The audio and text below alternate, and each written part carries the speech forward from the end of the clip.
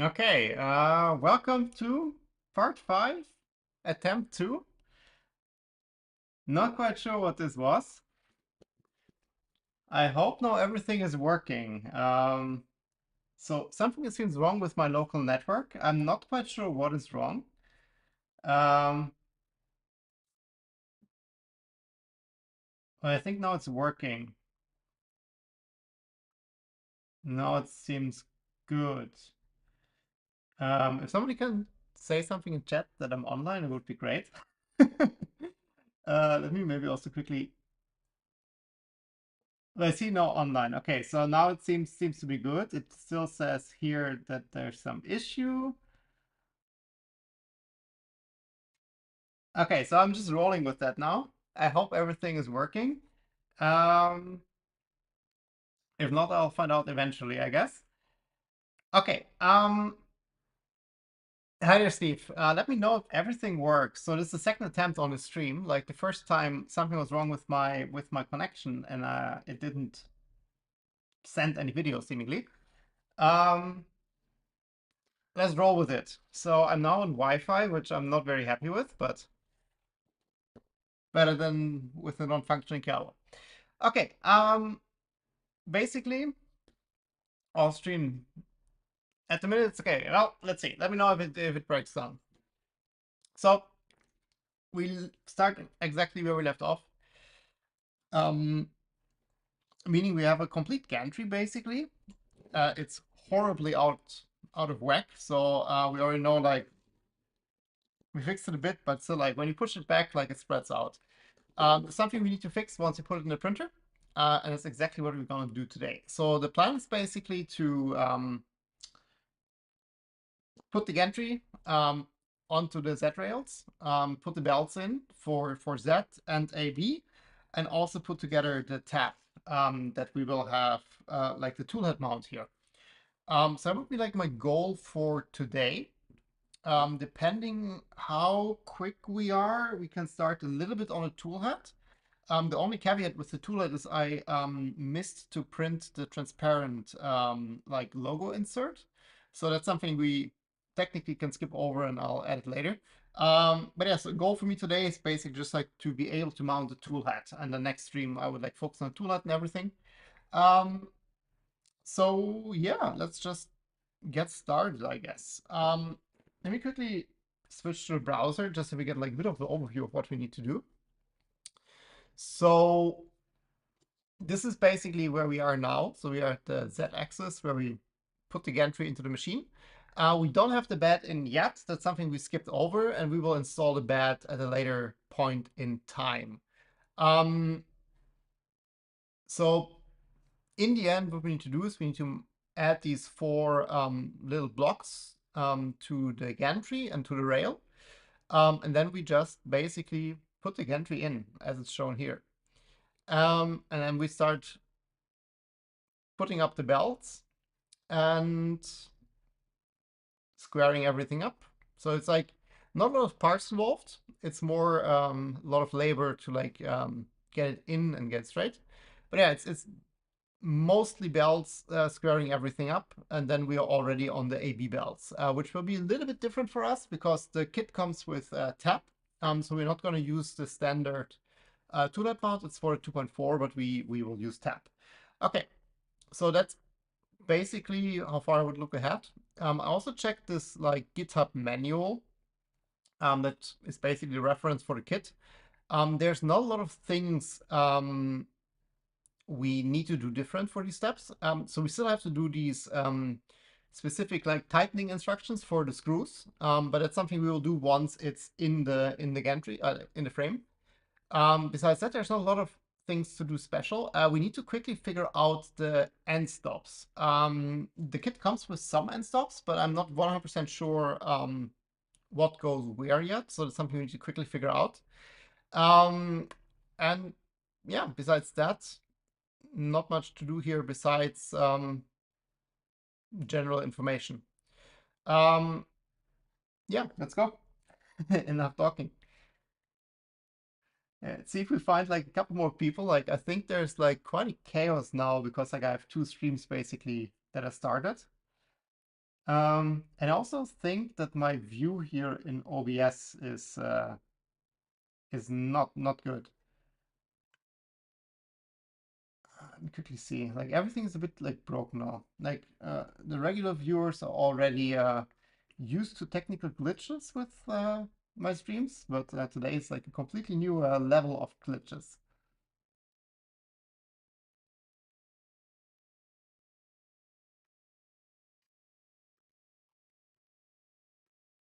Let me see. Yep. Now it seems like it's working. Okay.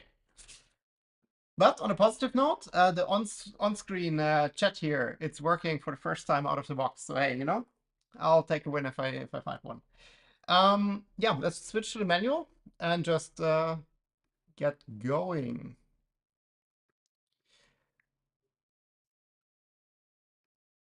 Yes, Z-axis. So, just a general overview here. So we already installed the Z-Lighter here on top. That's like the little thing on top here.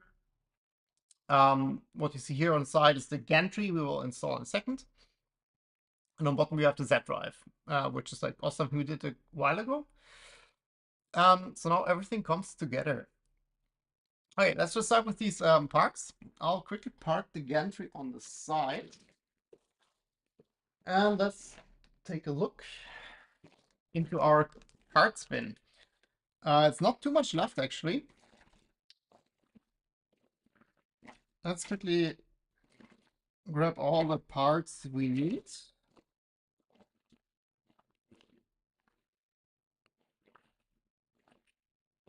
That should be it for now.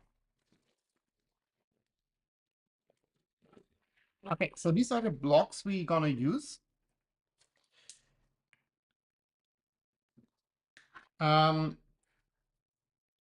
This is the part we're looking at in the menu right now.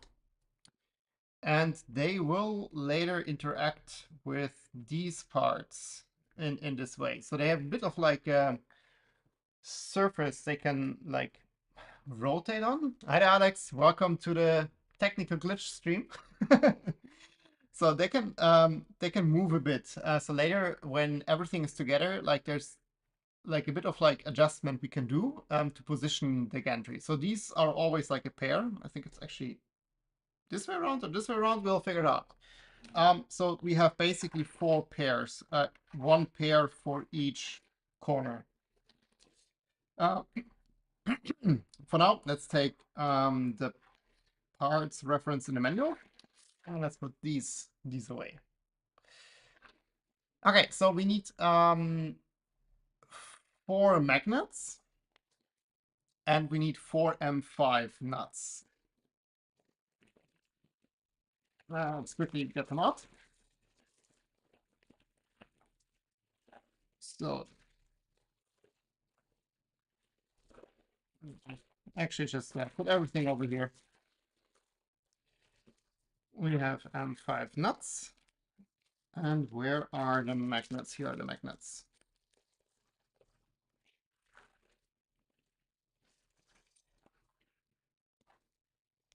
Let's get started.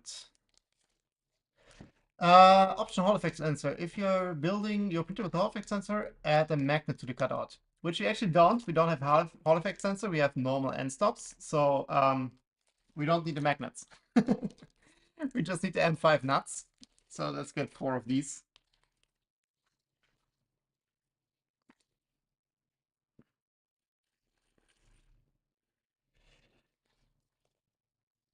You only need magnets for the Hall effect. Yep. I just figured it out, Steve. You were a bit faster than me. Okay, so 3 magnets, yes. I always run out of magnets. Like, I constantly find myself ordering magnets for some reason. And I like magnets. It's like, I don't know, I find it so satisfying if something like snaps together like with magnets. Okay, just make sure to push this down, but they don't go in that far anyways. So we have these 4. Step 1, check. So then we put these aside for now, and we continue with the gantry. And we actually also need these little belt clamps, where the second half of that is already on the gantry.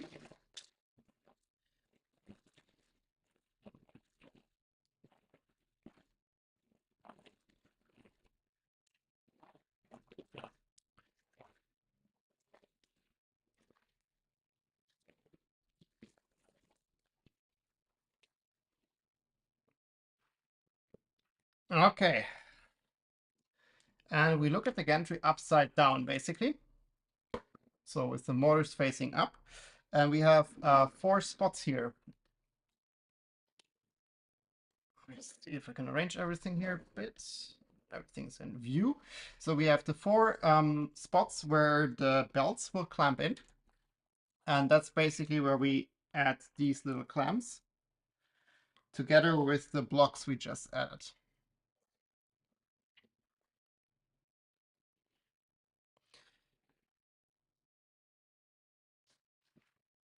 We need to pay attention to notch orientation. I did that, so there's a little notch here that needs to face down. And we need an M5 by 30 and M3 by 30. Let's see where they hide. M3 20. M3 by 25. That's an open back of M3 by 20s. They're now everywhere.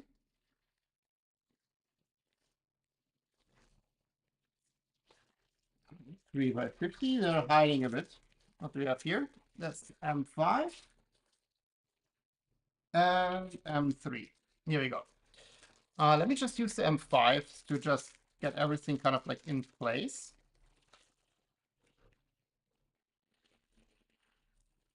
So now we have 3 left. I hope there's a lot of like spares in the kit.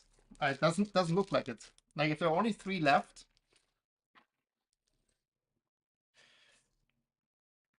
So just pay attention that the magnet isn't falling out. Let's maybe just do it like this.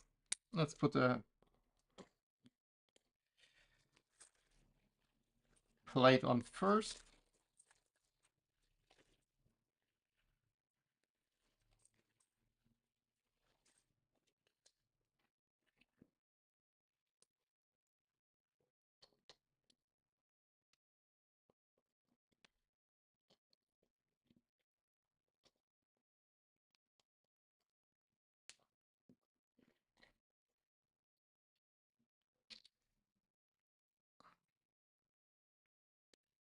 Here we go.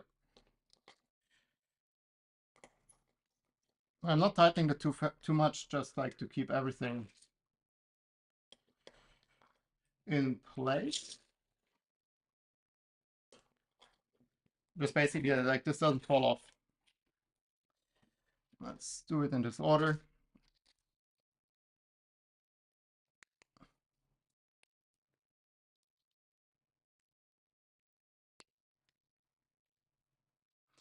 Seems like the black parts have a bit of an elephant foot here. It's not too bad, but just enough to catch the screw.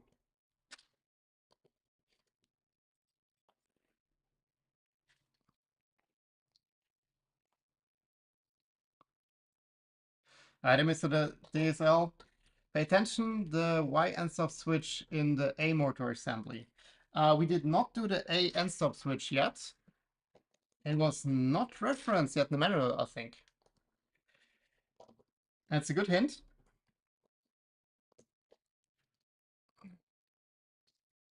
Let me first figure this one out.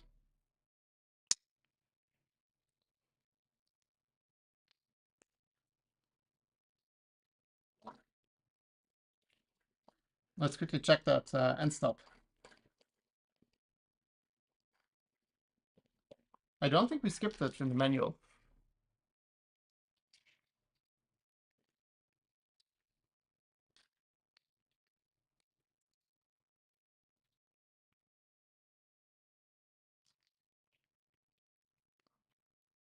Yeah, it's a bit annoying. Like,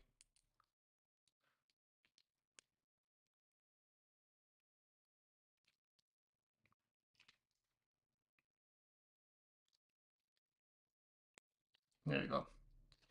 Like something is not 100% with these parts, but I mean, they look fine. I don't even visually see like elephant foot. It's just like the screw doesn't go like freely in. Like once I push it through, it's like fine. It's just like initially it doesn't really want to.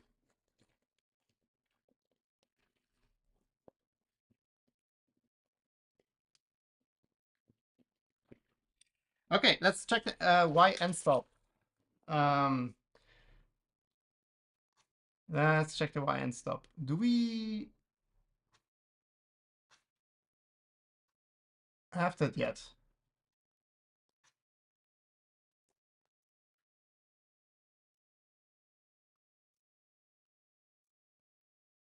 You also still have only 2 screws on this side, which I think was also not followed up in the manual. But I don't see anything Y end stop related here.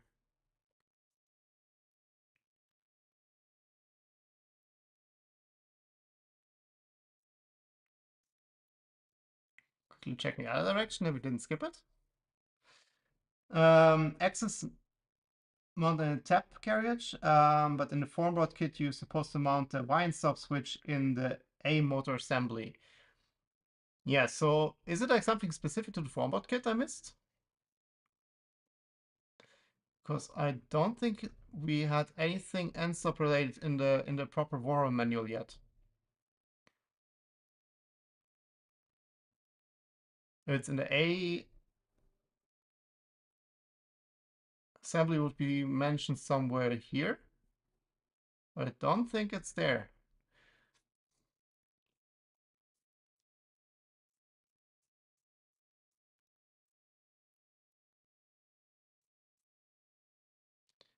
Let's quickly check the reference. Check the Git guide. Yeah, that's the Git guide I have open here.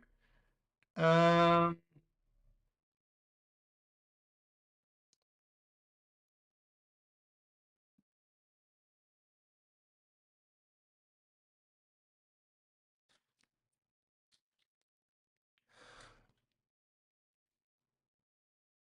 yes, Alex, we're gonna build Tap as part of the kit. So the DSI, like this is the only comment I see with reference to that, and I think I did not print this part. That is something I can tell you. That should go here for the A. I don't think I printed this part, or at least I have it not here. Um,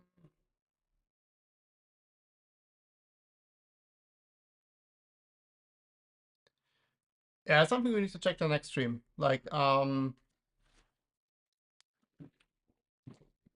because I printed the parts like basically as referenced in the manual.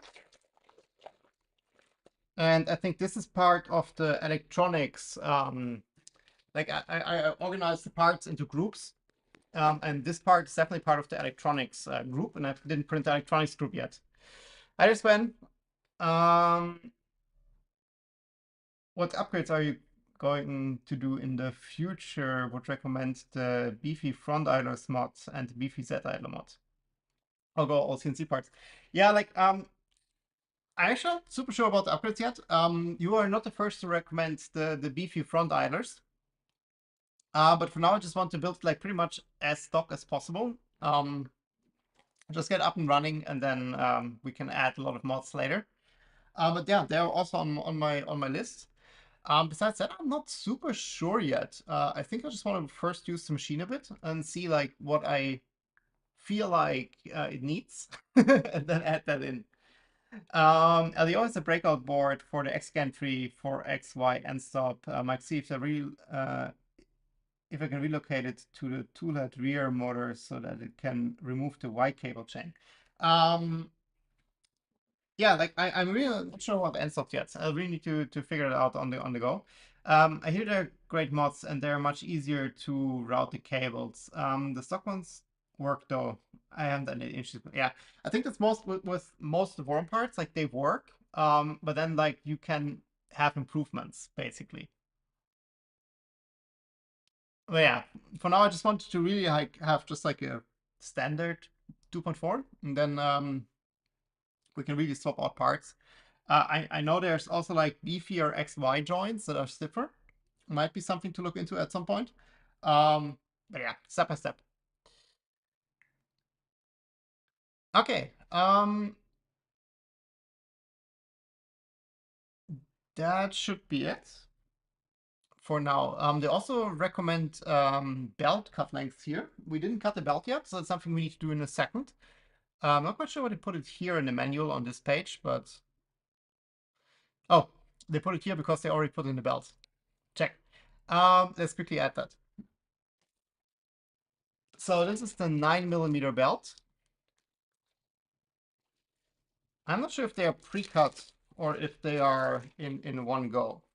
It looks pre-cut to me. Yeah, it's pre-cut. So there are four belt runs.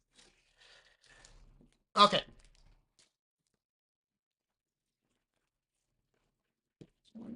Then they are facing which direction? They are facing... In the manual, we're looking at the front one, and it basically faces inward.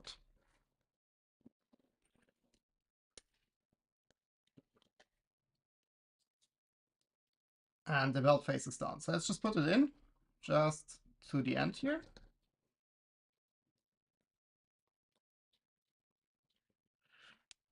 And then we can also tighten it down.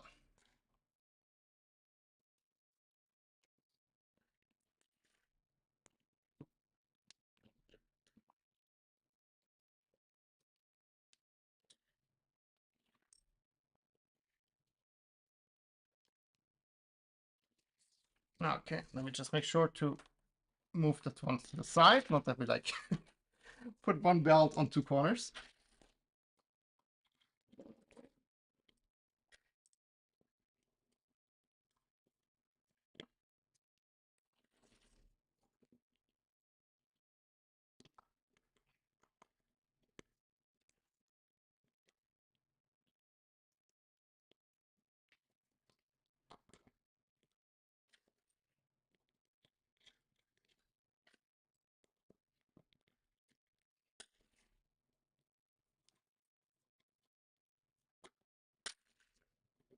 Bit annoying that they use two different screws here. I have to constantly switch between the two wrenches. Okay, number 2.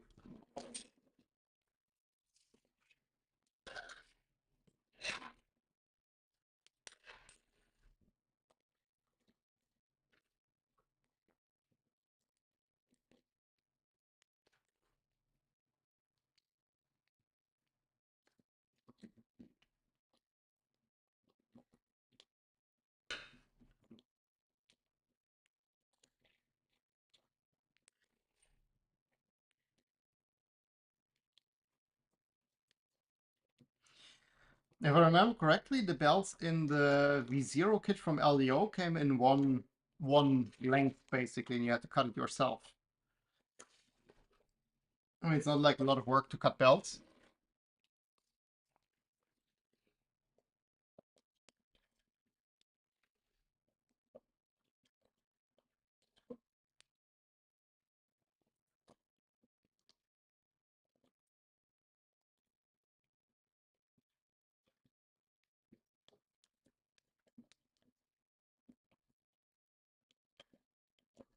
See, I think this one slipped a bit.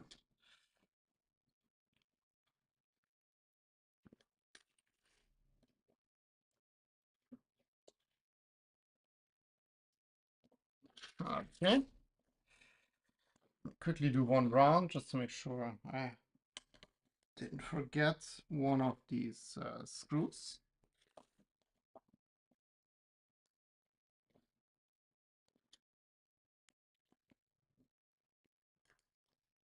Okay. Then now we are really done with this step. So we do have the belts.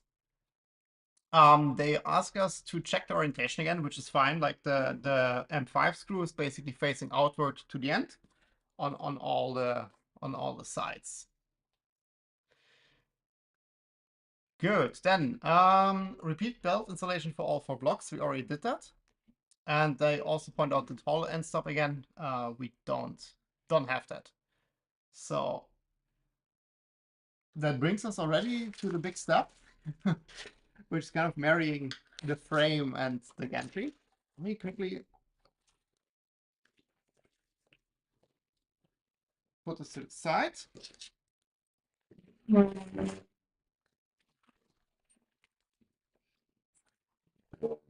And I guess we need a bit more.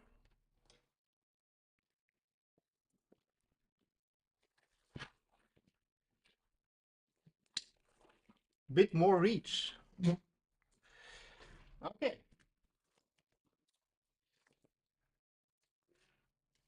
It's a good thing we already put in the Nevermore. Now it's like very clear like what the front is and what not. Okay.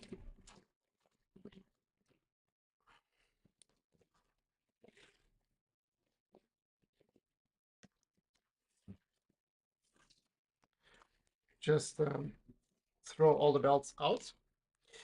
So what the manual here recommends is basically to use zip ties to hang the gantry on top here. I've actually seen something else which I might want to give a shot, which is put this up like this now. We do have the stoppers here from the rails. And what I've seen is that you can also just use them to prop the rails up here in the center. Then add your block here. Then basically just put the gantry on top. And I think that's also like a nice way to do it, because then you don't have to like hang the gantry with the zip ties. Also, mind you, the kit does not come with long zip ties. So if you want to do that, you need to grab some long zip ties. So let's try it the way to prop it up here. Let me quickly get it out again.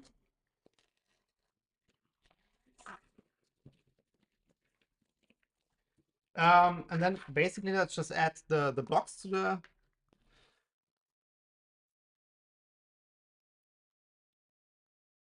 Z. The Z joins to the rails. So we need M3 by 20.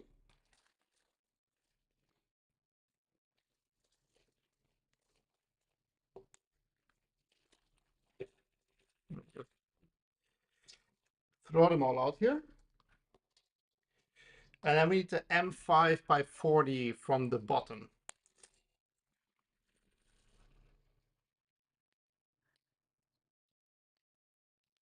Yeah, also here, like, it's a bit hard to put the screws in. Not sure what did there.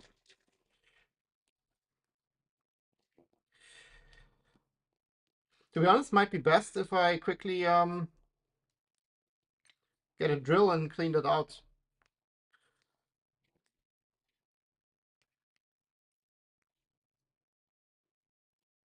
Yeah, let me do it. Let me quickly grab a drill and we just clean these holes out. That works. I didn't trust the rubber stoppers, so I printed the gantry hanger tool. Yeah, I mean, there's a lot of like dedicated helpers you can use. But the rubber stoppers should be fine. Like, it's not much can happen. Like, they take quite a lot to come out. So I think it's fine. That should be fine. Technically, what you can also do, just thinking out of the box here, you can also just unscrew. Oh, I really screwed it in well. Where's my Allen? You can also just unscrew one of these a bit.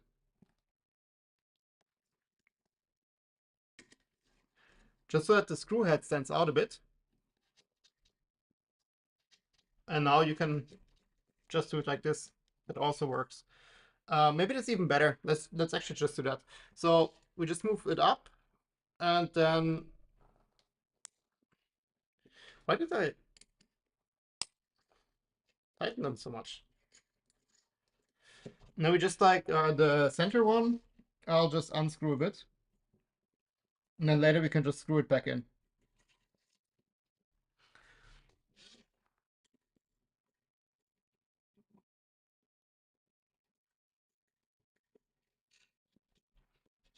That's it. Now we can hang them here. Okay, let me quickly grab a drill, and then I quickly really clean out those holes. That will make life a lot easier. I'm right back. 1 second.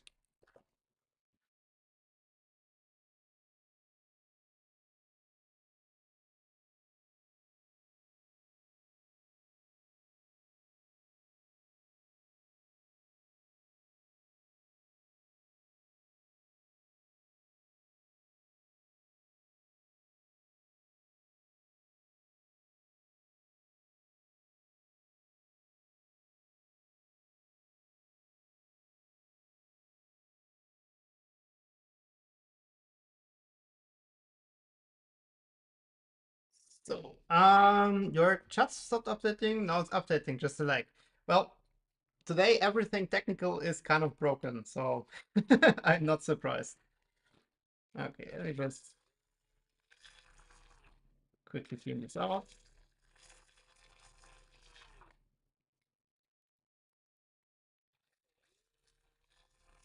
As long as the stream works today, I'm happy.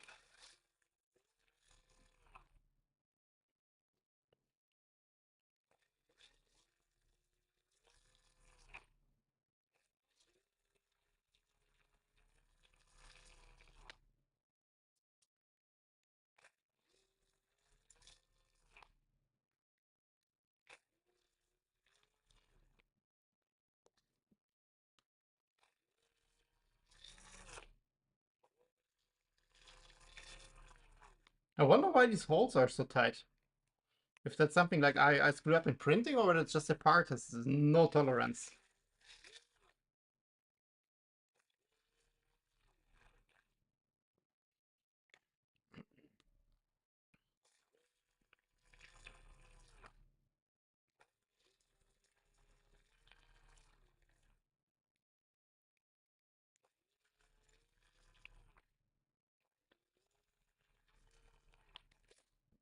Okay, that's it. Quickly clean the mess here.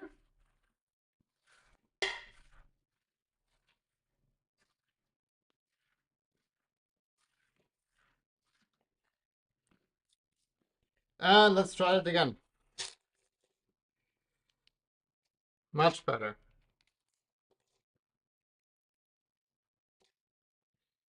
Okay, let's make sure it's the right side up. So the small hole on the top, big hole on the bottom.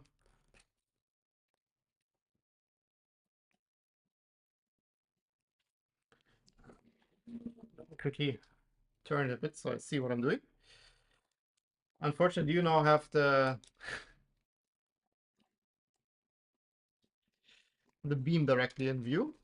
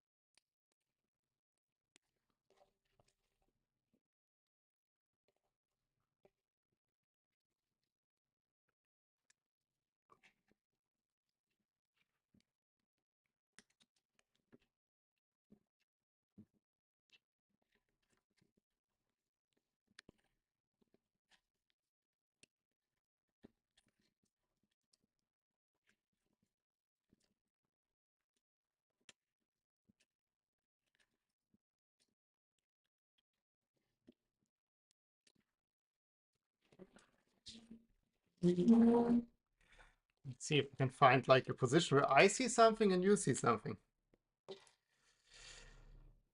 Hi there, Jordy. Arrived later than suspected. There was a traffic jam from Rotterdam to my city. Well, that sounds like the perfect commute. You didn't miss too much because I also had a little bit of technical trouble in the beginning. So that's the second attempt on of the stream.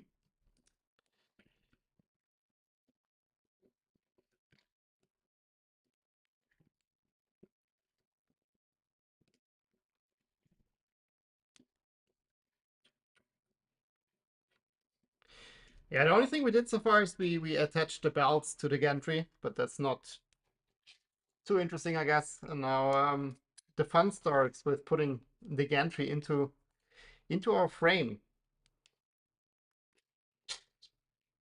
So by the end of the stream, hopefully looks like a complete printer almost, without the printhead and electronics.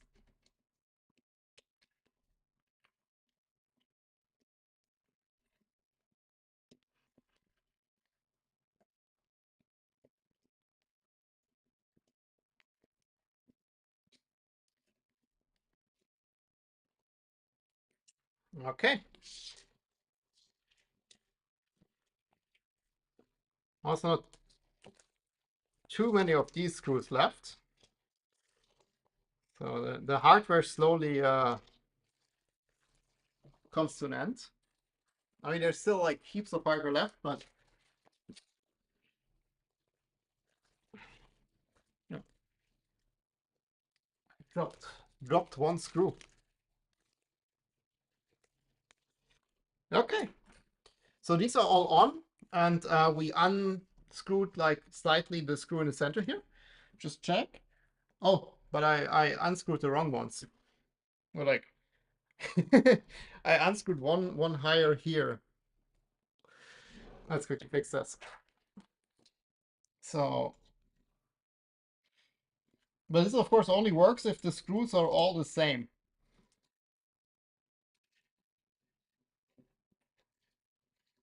Like if the order of the screws on all four sides is the same. Like if you randomly screw in the screws here in the linear rail, this does not work. But then I guess the stoppers, the rubber stoppers are like a fine substitute. This one on?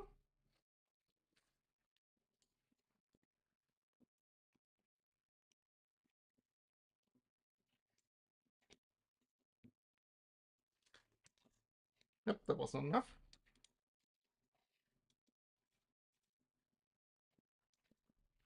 Okay, now they are all are they all on the same height? I think they are. We'll find out in a second if they're not. Worst case, like we prop up one with a rubber stopper or something. Okay. Let's let me turn this so I face the front.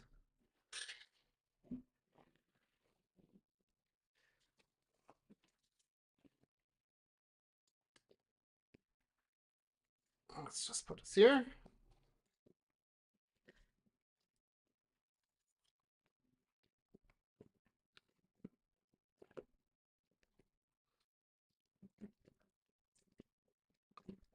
Up. Here we go. Well, almost. This corner is not where it should be. Should have measured that.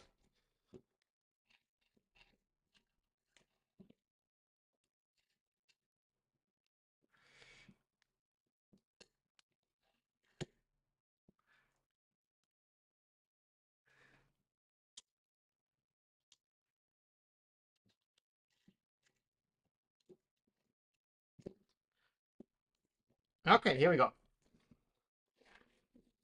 Now it's just sitting on the. I just make sure that they're like far enough out that like it can't accidentally slip over.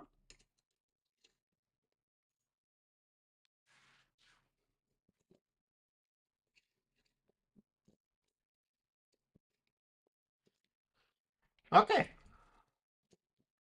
It's not 100% straight, but I guess it's as good as we need it for now. Cool.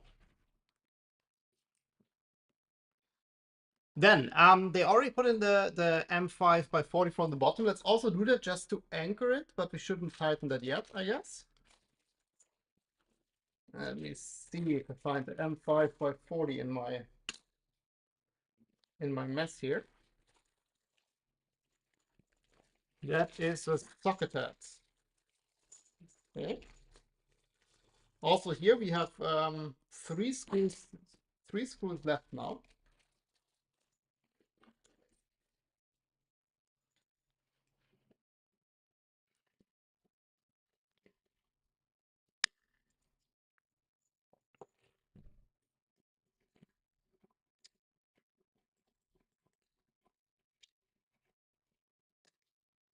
Okay, I'm not tightening that yet.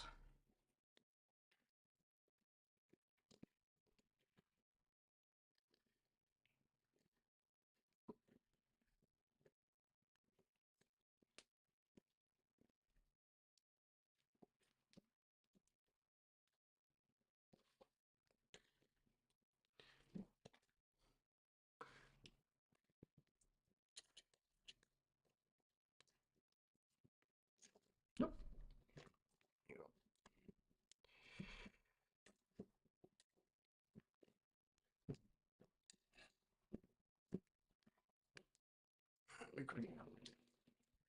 Get a closer look on this one.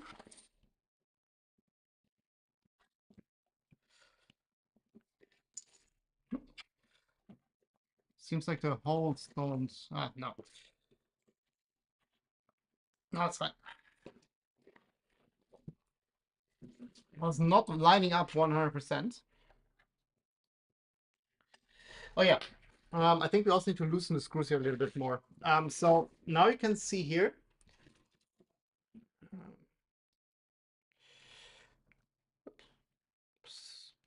Please stay. So you see here, there's like it doesn't align properly, and I can't really pull this out. So we need to loosen the screws here fully to adjust this. And it's basically what we already had like the last stream, that like the distances here are not yet good. So I'm just loosening the 4 screws here that hold the extrusion.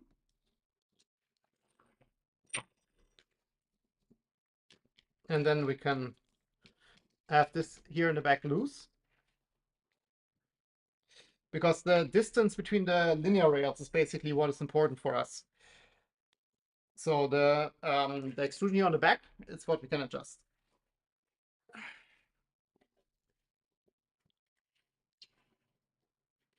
Okay, also tightening this yet 100%.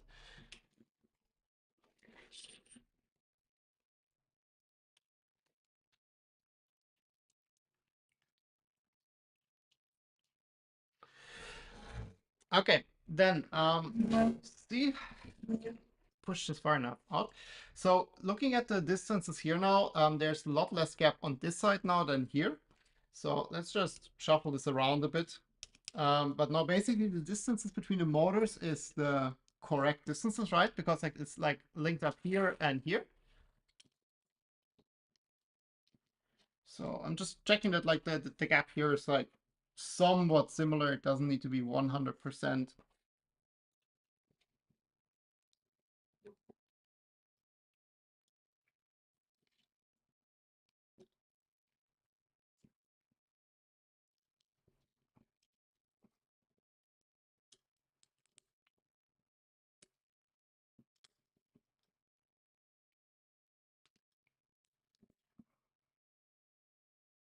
Okay, so the distance here is set.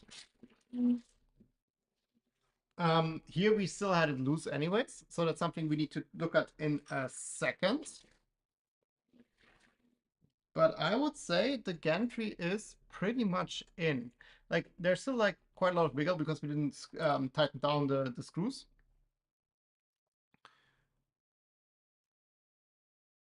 Okay. So they asked us now to like do it 3 more times. We already have all the XY joints installed. Let me see. When do they want us to rack the gantry? So they do now the belts. They first do the belts. Let's follow their guide. And let's do the belts. I'll tighten the screws here then a tiny bit more. Just that it's like hand tight, basically. A bit less sloppy.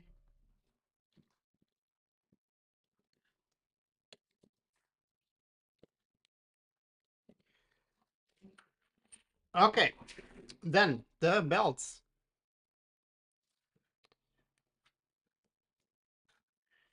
Extend the idler. So we have the 4 idlers on top here.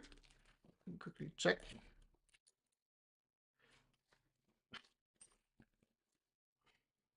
I think they are pretty much extended already. We paid attention to when we put them in.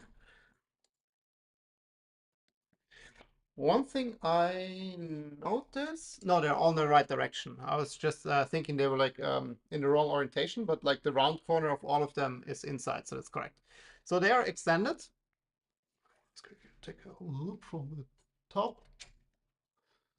Looks good. So that is all we need. And they ask us to loosen the belt clamps here on top.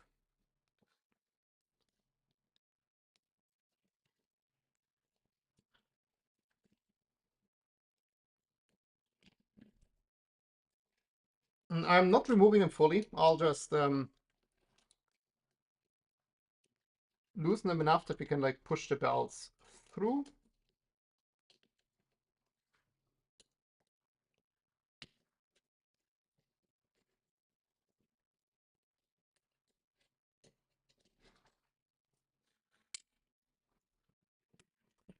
Let me move the back up.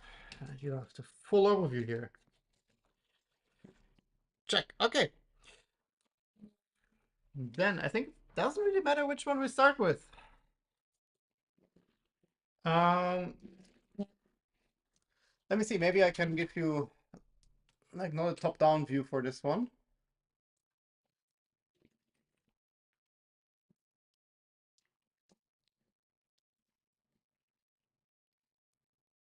Oh, the cable's too short here. I was like, I pulled out the HDMI cable. Let me see. 3, 2, 1. There's the image.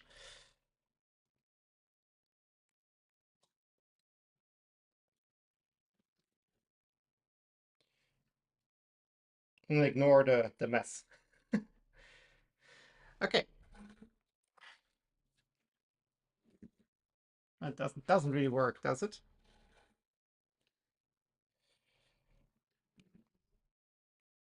Maybe like this. This seems to work well. Okay, then we take the first belt. It goes on the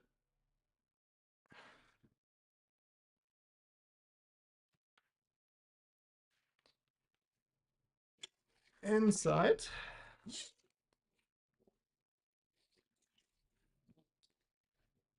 And around the motor. So let me just push in like the end, and we just push it completely through.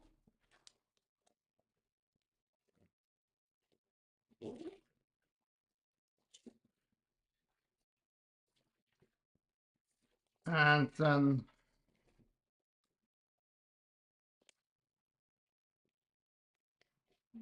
back up on the other side. So there's like the pulley of the Z motor. If you look through the hole here, basically we're like pushed through the belt.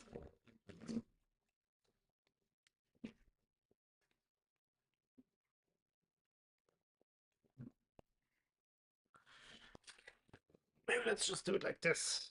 Can I do this? I should be able to do this. Yeah, then you can see what I'm doing. So here on the side, basically there's not a motor. I put like a nice loop in it. So that's the belt coming in. And let me just feed that back out.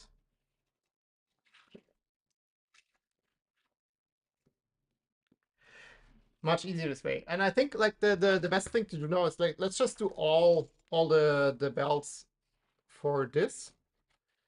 Then we don't have to flip the printer back and forth.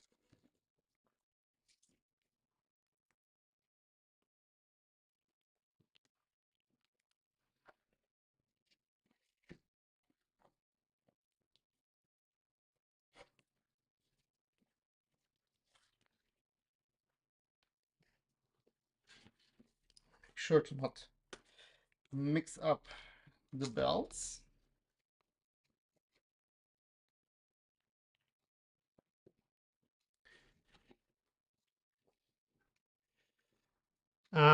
Is that you can't see my room, but it's also a mess. Printing a model tank. Oh, that's cool. I've never printed like models actually. Nope. This one is not very cooperative. Doesn't want to go.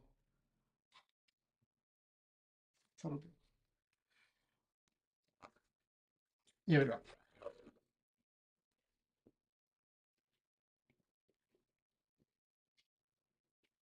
No, I think overall it's not too bad here. Like I really try to pay attention to cleaning stuff up if I don't need it anymore. So usually all the things that are like on the workbench here are only things I'm actually working on right now. And the streams are actually like a very good like point in time to like completely clean up. So I kind of accumulate stuff during the week. And then at the end of the week, before the stream, it's actually quite a good point or like moments to clean up.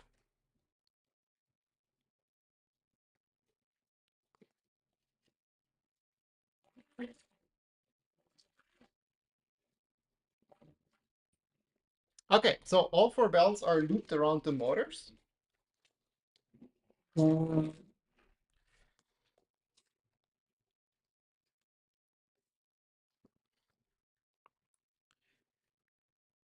And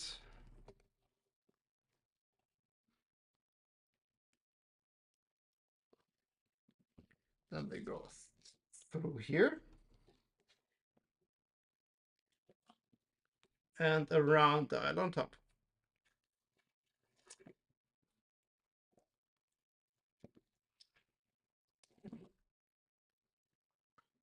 And that's the first belt run. So let me just try to get the title ready. I'm just trying to pull it through. Don't have to over tighten that. We have quite a bit of like room to tension it, but let's already try to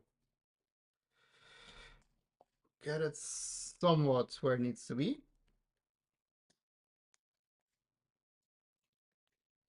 And we should also pay attention to have the bells roughly in the same length. So basically, I made sure to have them flush on the bottom, so that what comes out here on the end should be pretty much the same length on all four corners.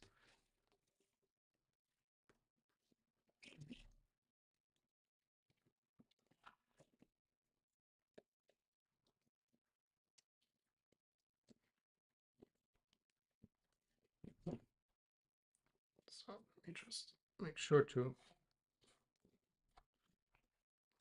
pull this straight.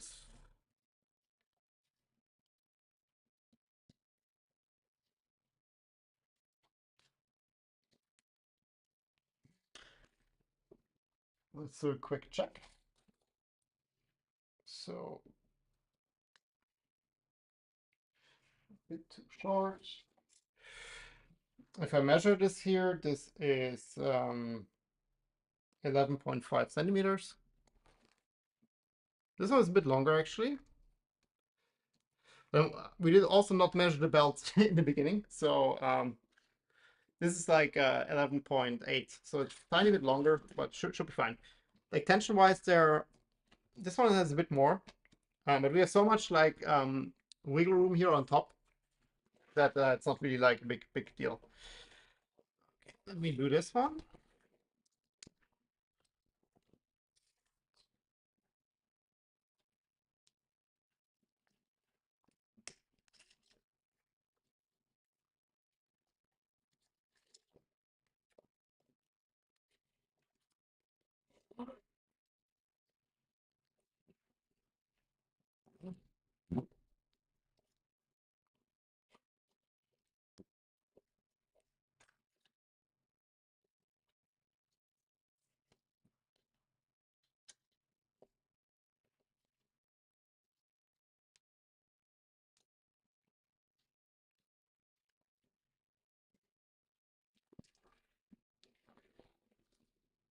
And last but not least,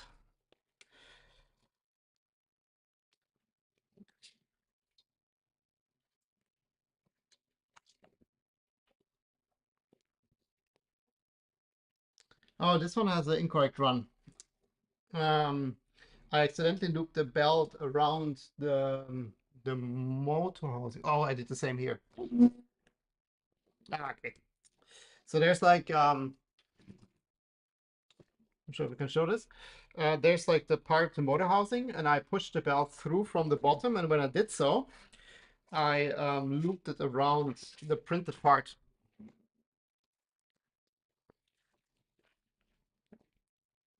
I have to quickly fix that, of course.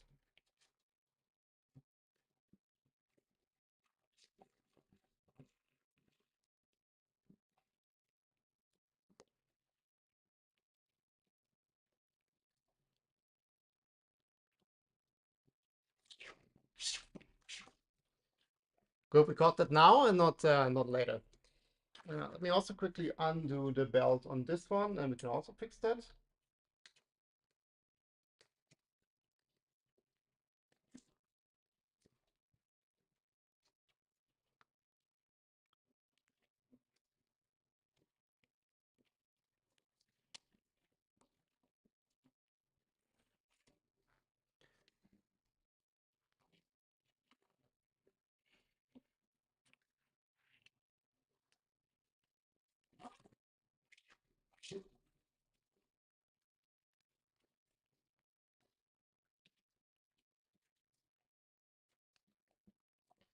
Yeah, that should be fine. Okay, and back on.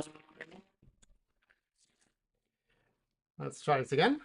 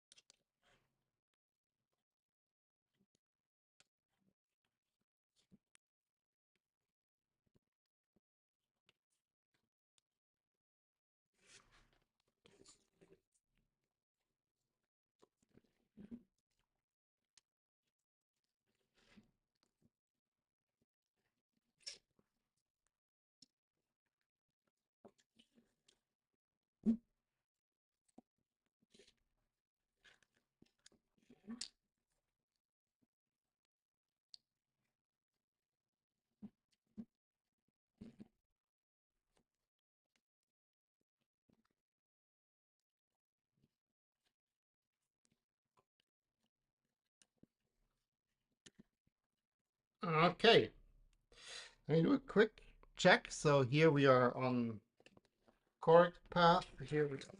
Well, here we are as well. Okay, so the belt path is correct. Then technically what we should be able to do is we should be able to move this up.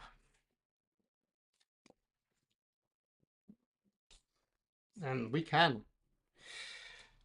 Which means we can put the screws back that we loosened here on the rails.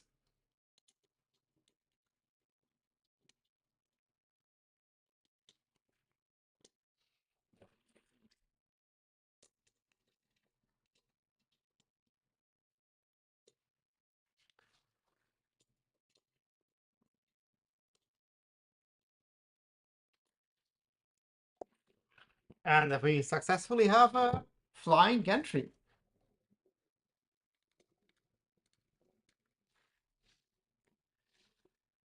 Okay. Um, then, yeah, we completed that all. We did that all. Access belt. Fold access belt over and use a small zip tie. We did not do that yet. We can do that. Oh, there's some bug behind me. I'm not sure if we need this much access belt, to be honest. I think for now, let's keep it. but I think later we can shorten that a bit. These are the zip ties that come with the kit. So let's use the provided zip ties.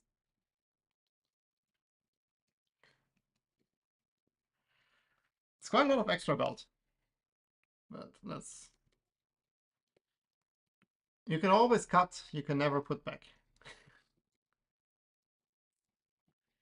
Just make sure that it's out of the way here on the side, and later when we add the panels, that it doesn't rub on the panel.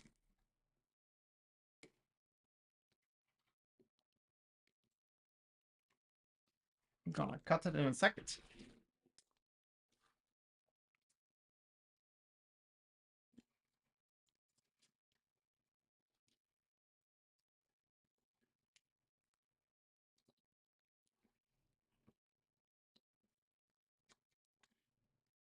Wait, that did not work. Can I still push it through? I can.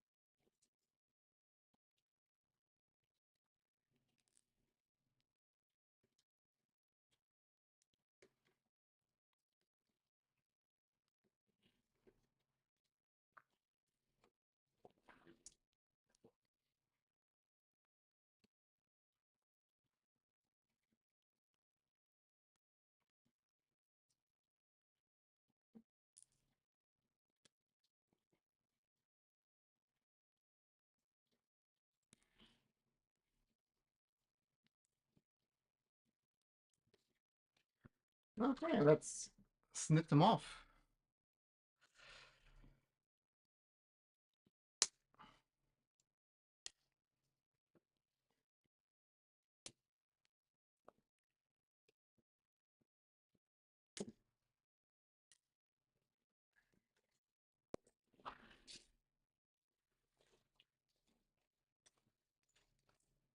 And these magnets are super annoying. They always attach on stuff. Okay, then that is done. Install the 3 remaining Z belts. We did all 4 in one go, so that is fine. Which leaves us with squaring the gantry. So now we are asked to remove zip ties. We didn't have zip ties to start with, so we don't have zip ties to remove.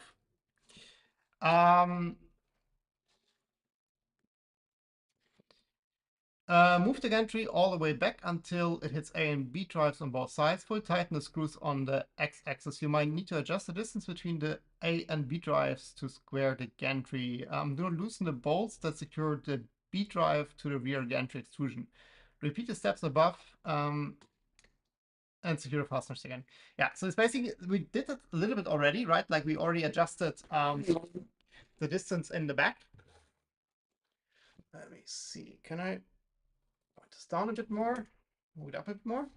So we already did that a little bit in the back, where we readjusted the width of the distance between the AB. So this is, I think, quite okay on the back. It's actually, let's see.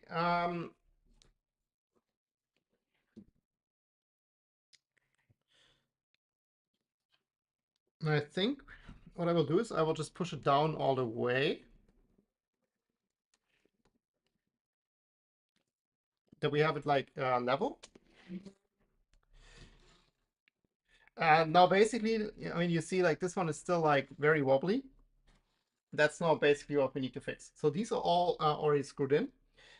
There was some guidance on the Git repository on the Git guide, which screws we need to tighten how much at the AB drives. Let's quickly start with this. So the green screws, these screws hold the XY joint together, make them snug but not tight.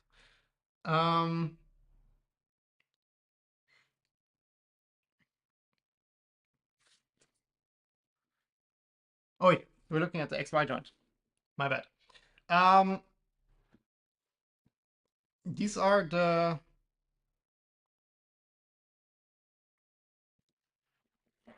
illustrations from the front. Let me look at it the exact same way. So the green ones are these two.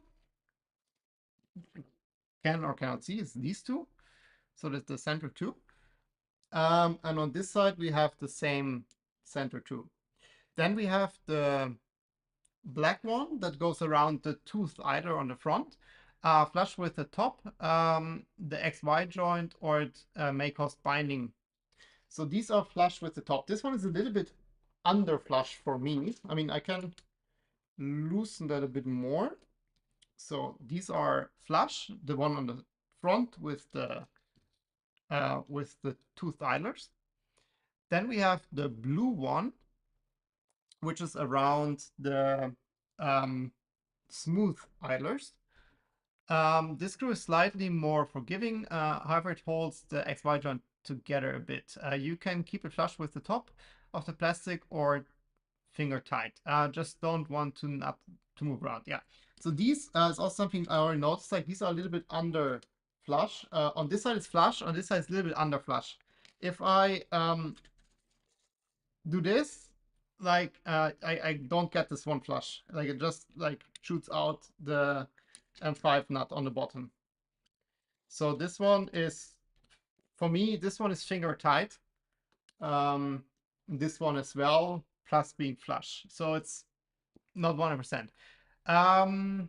Then the ones in the center, the red ones, these screw into the X-axis. You can make them tight, but do not crack the plastic. Yeah, obviously we have printed parts, so there's a limit to how tight you can make them. Okay, but then we check these screws. Let's transition to the squaring. So what I always like to do is just grab it in the center and like clamp it together. Basically, then you are certain you have it on left and right aligned. And then we can basically screw these from the top. That should already prevent it from like moving around too much.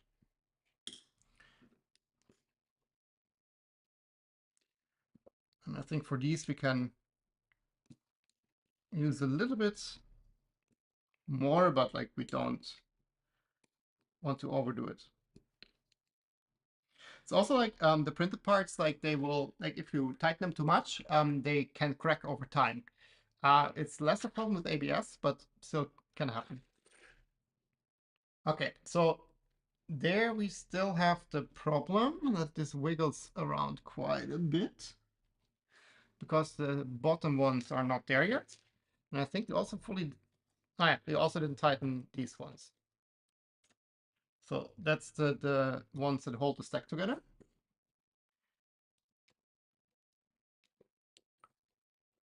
Would have been better to do it first, but I don't think it matters.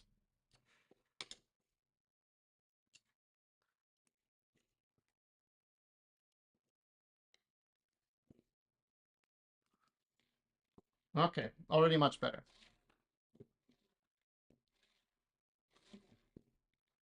What I do notice is when I push it forward, it's not horrible, but it does push the front a little bit out. So that's something when we tighten the screws in the front.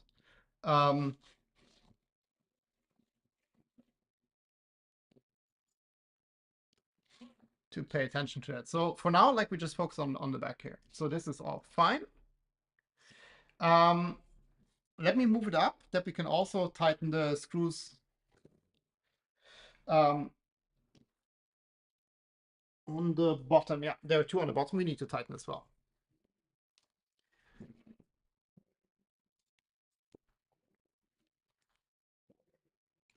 That's now like a bit of like a crap walk.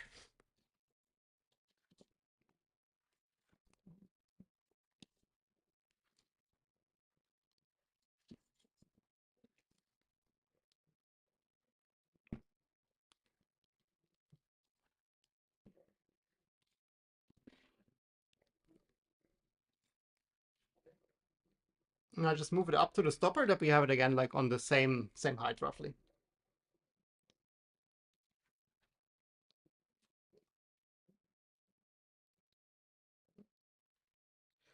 Pay attention because like on some we still have two stopper in on these two. That we take them out.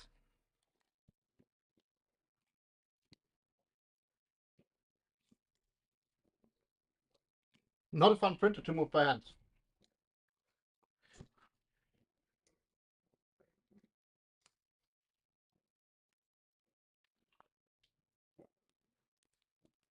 Okay, so now I have it like, again, like more or less on the same level. Then we can, there are two screws here basically on the XY joint on the bottom. It's quite large and I think become very heavy. Yeah, it's already very heavy. So I'll tighten the screws on XY joint here on the bottom.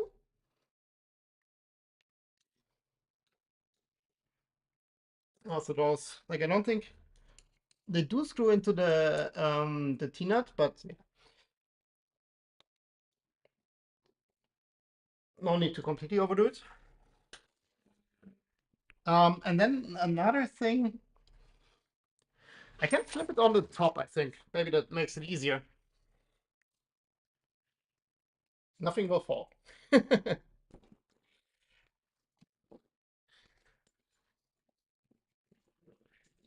So we have here 4 screws. On the other side, we only have 2 screws. I'm not quite sure if that's something we missed when we installed the XY joint, but initially they asked me to only do 2.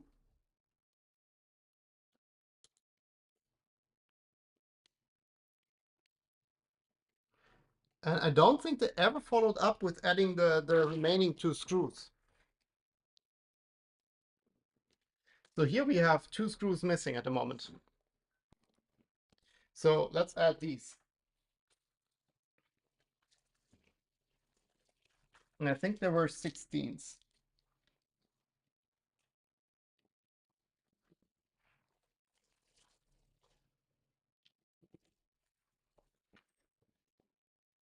And always make sure to hold it back.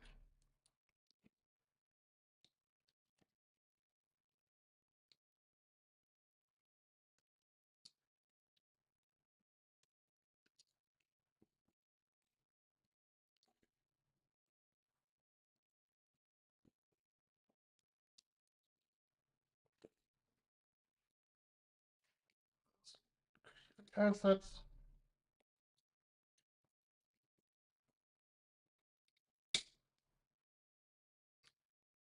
okay.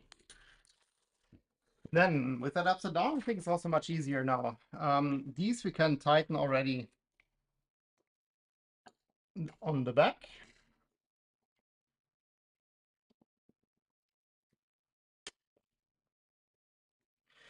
And on the front, I will quickly just make sure that they're like properly loose. And then we can move the gantry forward. And I'll just do the same. I just push it forward.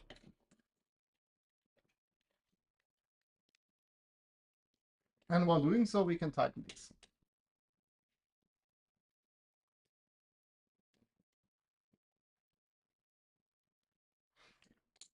Just give this like another tuck.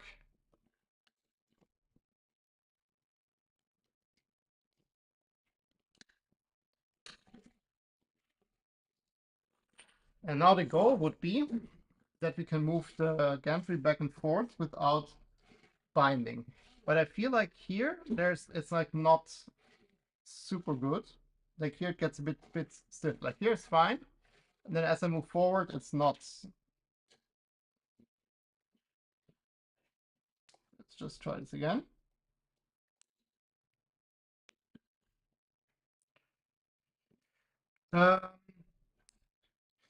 That's because sometimes there's a piece for the X, Y, and stops. That's where that goes. Oh, Alex, I didn't see your message. I'm not quite sure. Oh, you mean the 2 screws? Yeah, the 2 screws. Yeah, that could be.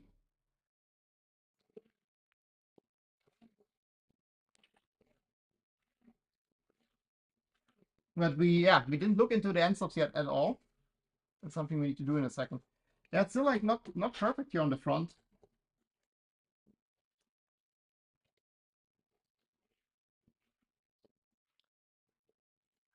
Let's see. Yeah, now it's good.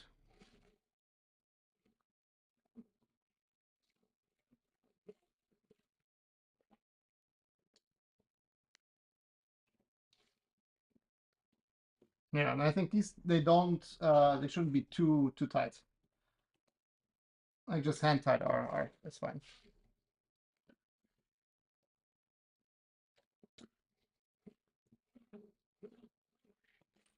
Okay. That is quite good. Now it's also not turning anymore. Let me carefully flip this over.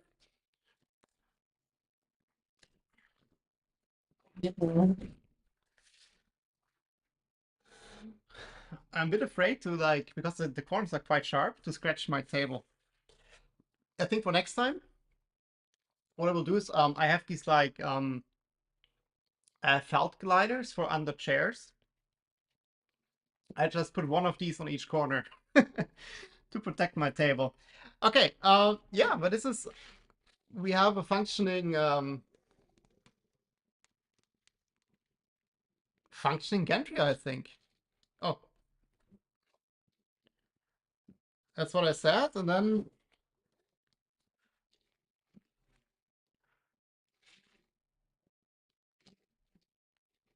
it does not function at all. I think I still have the screws here too tight. Because this will need to have a little bit of play, I guess. Like, not play is the wrong word, but like needs to adjust. Yeah, it was a bit too tight.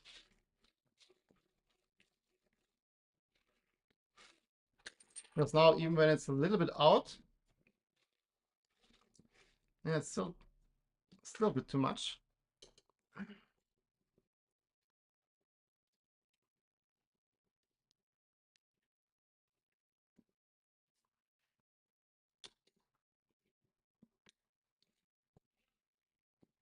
Yeah, no, that's good.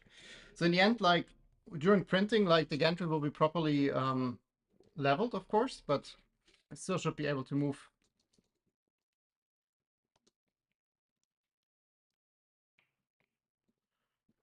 Okay, let's save this for like this for now. Okay, then that is the gantry.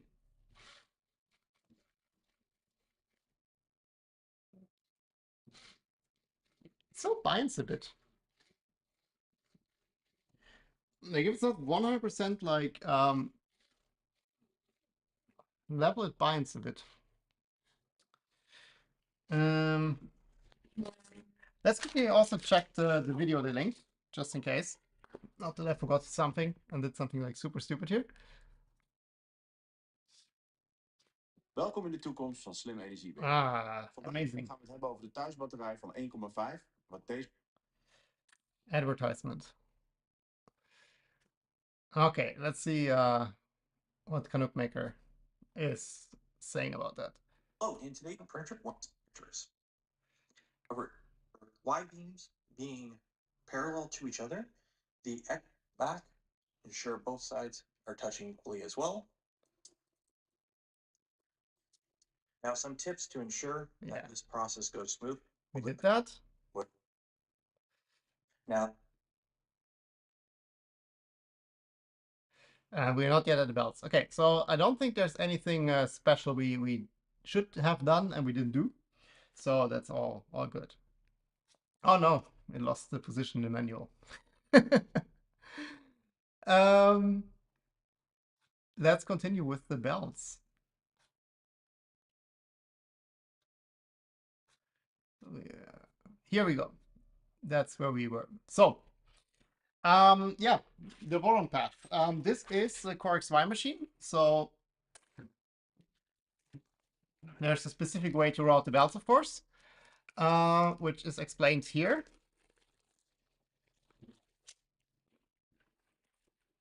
And I assume these are also pre-cut, most likely, like the Z belts. Yeah, these are two pre-cut belts.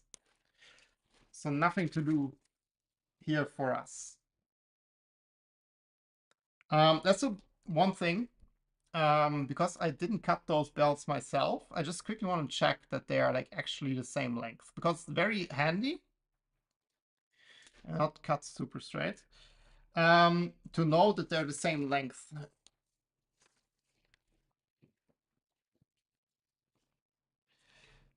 Ah, I put the same belt together twice. That's very useful. So basically you just put like the teeth into each other. And then you can just use your finger and like run along the belt. And as long as the teeth like keep meshing with each other, like you pull the same amount of belt on both your hands.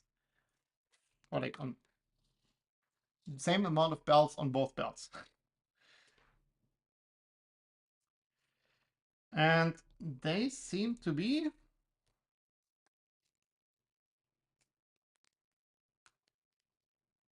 yeah, they are the same. So you have the same amount on both belts. So they're exactly the same, which is good to know. Okay. Before we do that though, because we need to put the belts into something, and that is for the manual here, that is the X carriage. For us, wrong button. For us, that is the tap. So this kit comes with a tap, and that would be what we need to put together now.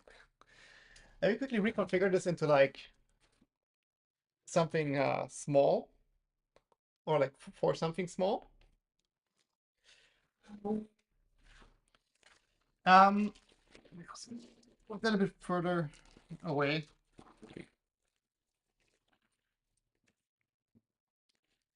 So this is what comes in the back labeled tap, which is very helpful. So we basically have like this very short linear rail here with the two clamps on each side. They do have this release bracket basically that we can use in a second to slide the carriage off the rail and onto this plastic part to park it. It's actually quite nice. It has a little knob on the end, so the carriage can't run out. And then we have a small PCB,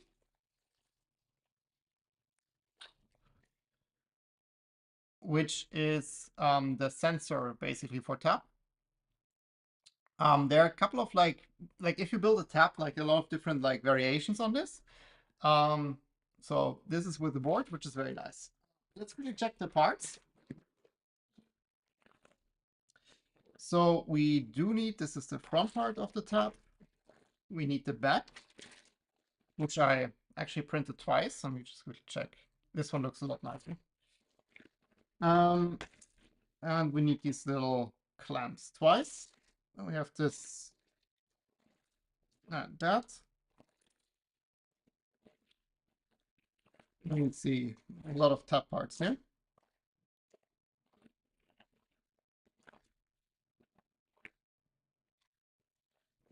Looking for one. Ah, here.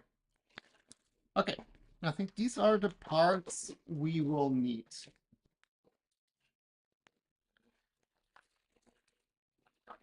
So, I printed this part 3 times actually. There's one more, which are the different variations, because I wasn't quite sure which one we actually will need.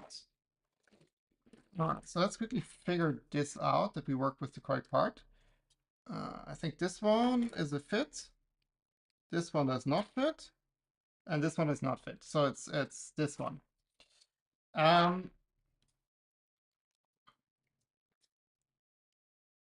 Perfect. Let's quickly check out the manual for tap and follow the tap manual. So I think it's actually linked here in the GitHub, yes. So it's the Voron Tap assembly.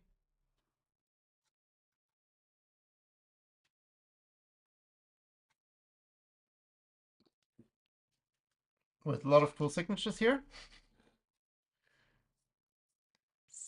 So, wait, let me quickly download this PDF, because if you view it in GitHub, it's always like a little bit weird to view.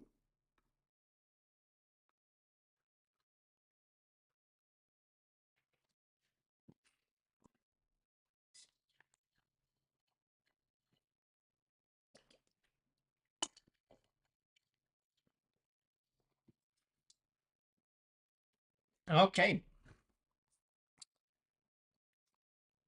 then tap. So this is kind of like the exploded view of what we're going to build. So you don't see it, but back here there's the carriage of the x-axis.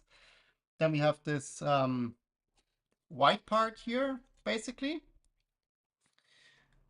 On that we mount the linear rail, and on the linear rail we will mount the front section that basically taps up and down.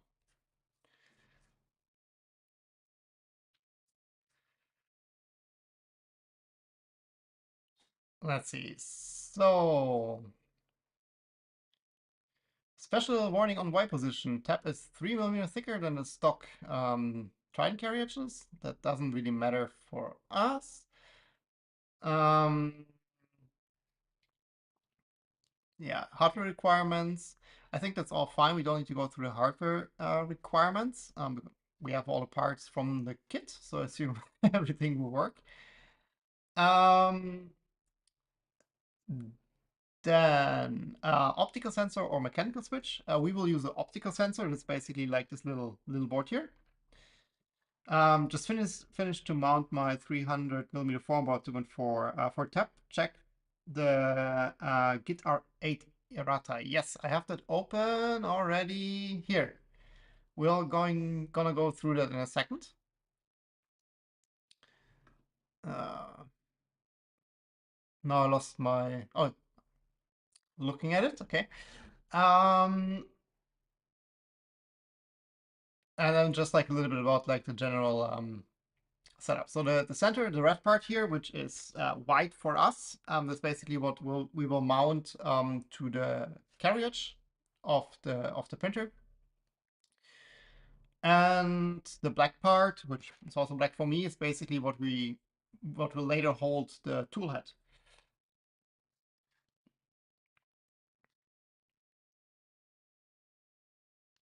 Yeah, and also clear, like basically how tap works.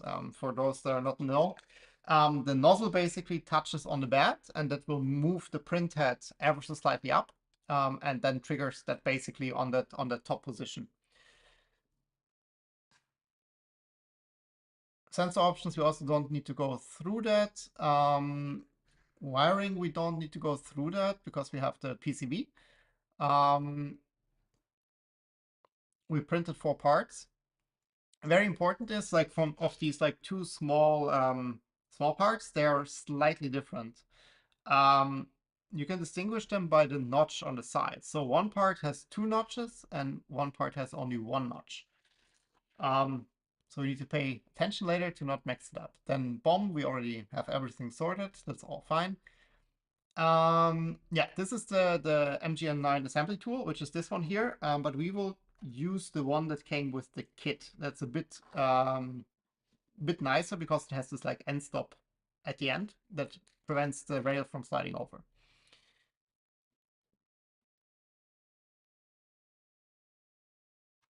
Then we also still need to grease the rail. This rail we didn't grease yet, so it's also something we need to do. We need to remove supports. Okay, so now it kind of starts going into like the proper assembly. Let's quickly go over this errata document, just to make sure.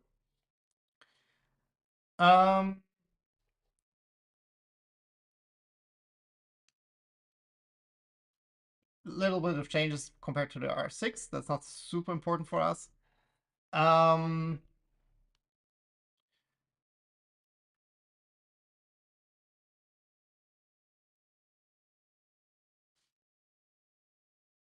Yes, so the magnets, I'm also not sure, like we will use the magnets that come with the kit. I don't think there's a separate magnet pack, so we only have one pack of magnets, which I'm not quite sure what they are. I assume they are N52, most likely. I don't know, they feel normal to me. You're supposed to screw 2 screws on the catch of the 2 magnets. Yeah, on these. That's for later. So you can like properly adjust them basically in a position. Yeah, the belt covers are the little white parts we have here. So that's also sorted. Then we have the 2 M50 bolts. And they just, yeah, make everything stiffer because like stiffness is quite important for tap. That's also for in a second. Yeah, but it's all mostly just changes. So that should be fine. Cool. Let's jump into the menu.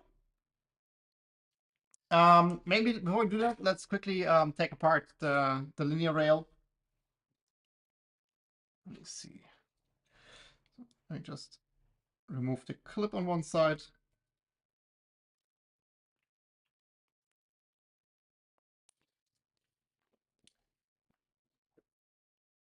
And then with the notch on the opposite side, you can just slide the linear rail onto here. The only thing is now, thinking that I just did that, usually how we grease the linear rail is, or like how I do it, is through a hole. Technically, we can also do it here directly because it's already open.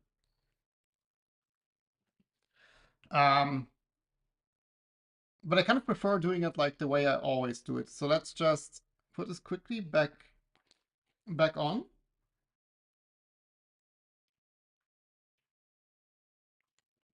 And push some grease into here. Which I could have already gotten out beforehand, but I totally forgot.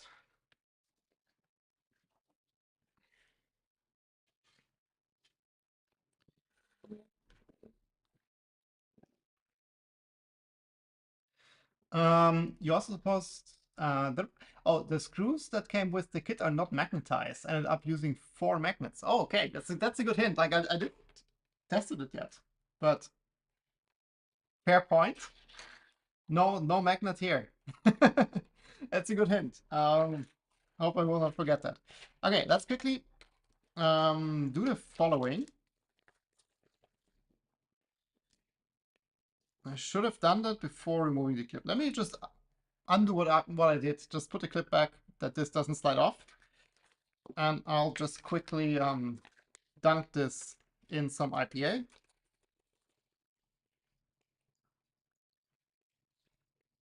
Maybe not the best bottle for this.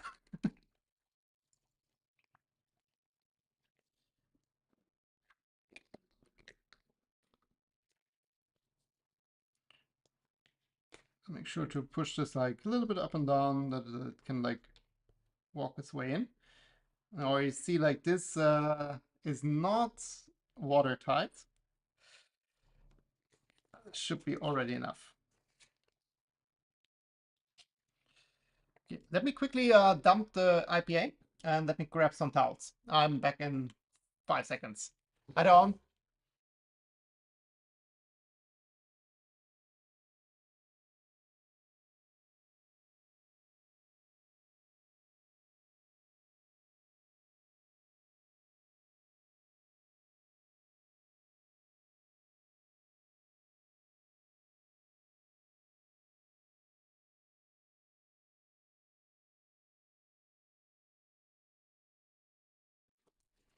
Hi there, dreams are fragile. How's it going? Sorry I'm late. No worries. You missed the first failed stream. We are in the second attempt for today. Something was wrong with my internet or with my local network. No clue.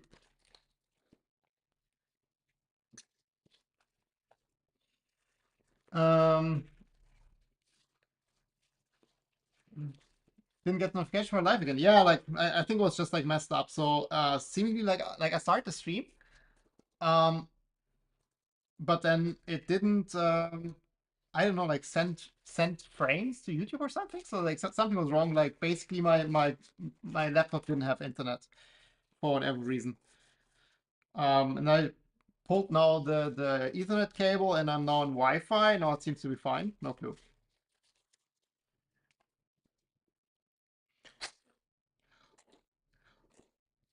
Make sure to get the idea out.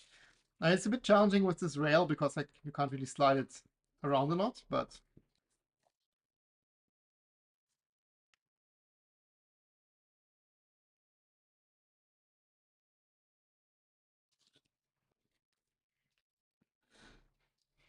I'm also not sure like how important it is to actually grease this rail. Because this is basically already what we needed to do, right? Grease this in, and I'm pretty sure it's easier to like, for this specific rail, because you have to take it off anyways, to just grease it when it's off, but I never did that, to be honest, so I like sticking with what I know.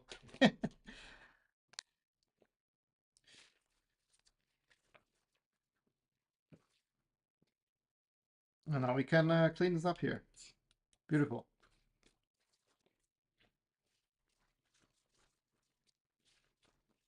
No, well, I failed. Oh, okay. Well, at the very least, we managed to figure it out. Yeah, I don't know. Like, I'm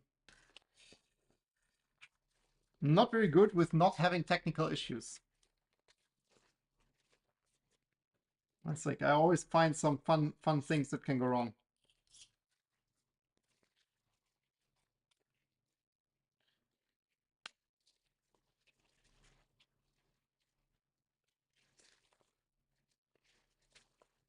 Okay, that is good enough. Let me take off the clip on the other side as well. I really don't like these like metal clips here.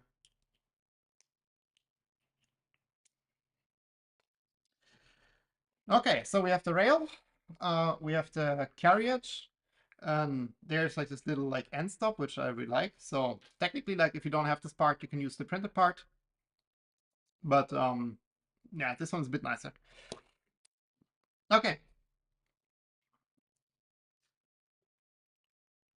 Then with the rail being ready, yeah, this is also like this page is about cutting this linear rail. Luckily, this is done for us. Remove supports. So we have a couple of supports here in these parts. So let's get going here. So it's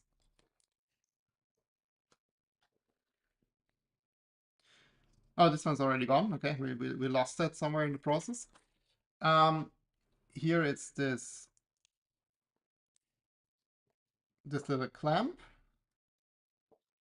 and here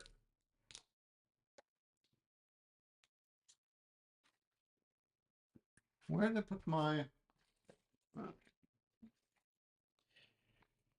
It's this part. I already figured this would be like a bit annoying to remove, but it's actually quite okay.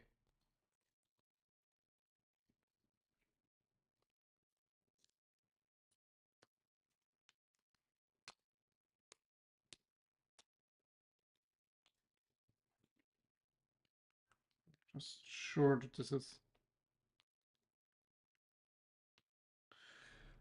I guess it should be fine.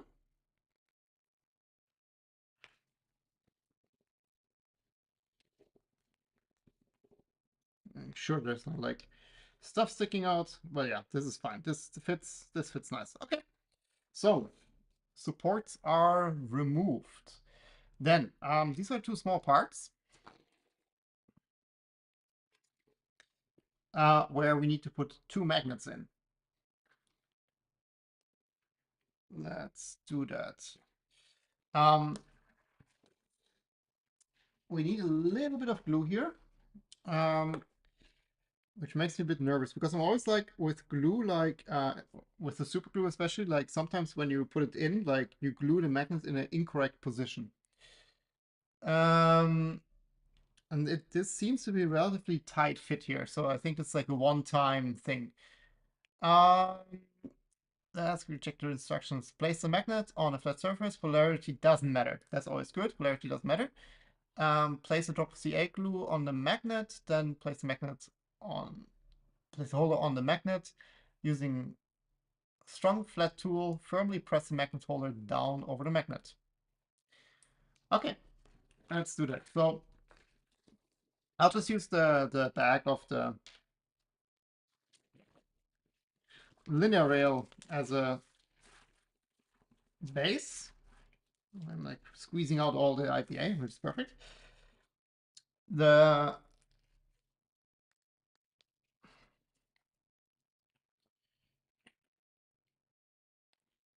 Let's put one magnet here.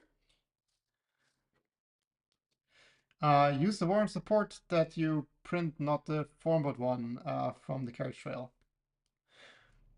Why would I use the printed one? Like, I mean, this one works as good, right? And this one has a little like notch at the end. Is there any reason why I would use the printed support?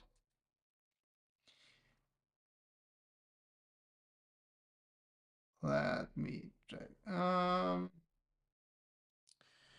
Before I do that, let me also quickly like get one tool out that I can use to press. Do I have something good for that?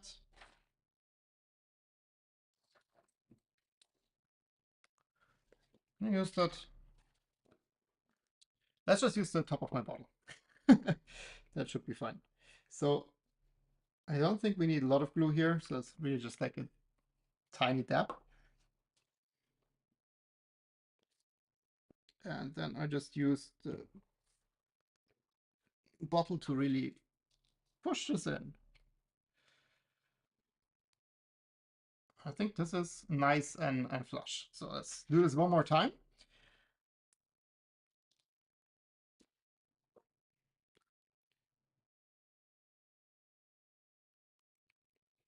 Tiny bit of glue.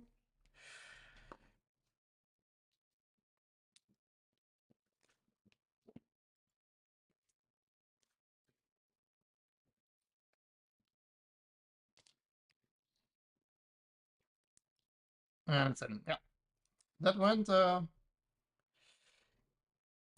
easier than I thought. And actually like having the same polarity, which is not important, but okay, cool. So these are in. They don't like each other anymore. Check the git. You will not be able to mount the carriage on the tap with the Formbot one. I will check that. But we can also like if it's a problem, like you can quickly swap it over. It's not a big deal.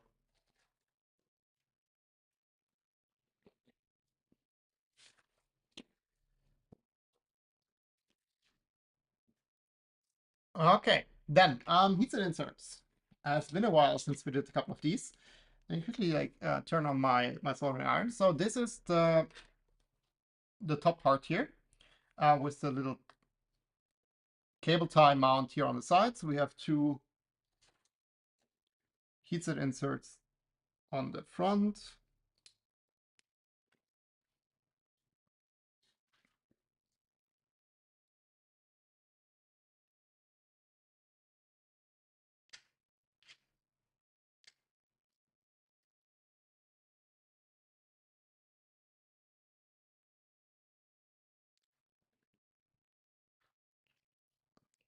Oh,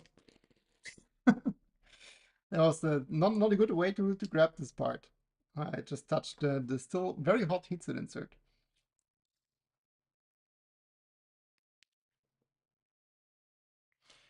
Make sure that these are like nice and flush. Okay. On the 6mm flat, screws, make sure you use black carbon screws and not the silver stainless. Yeah, Steve, that's also what DSI already mentioned, that the silver screws are not magnetic. So that's something we need to pay attention to.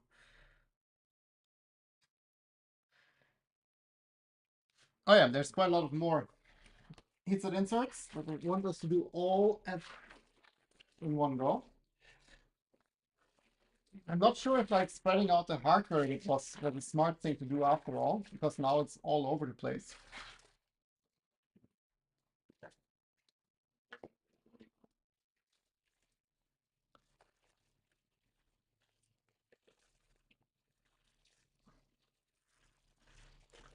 Get a couple of these out. Let's just work our way around. Yeah, it's this part. I'm missing the Voron logo in the center for some reason. Insert from the back. Some of the inserts might seem backwards. Pay attention that you don't push them too far. Yeah, we will pay attention to that.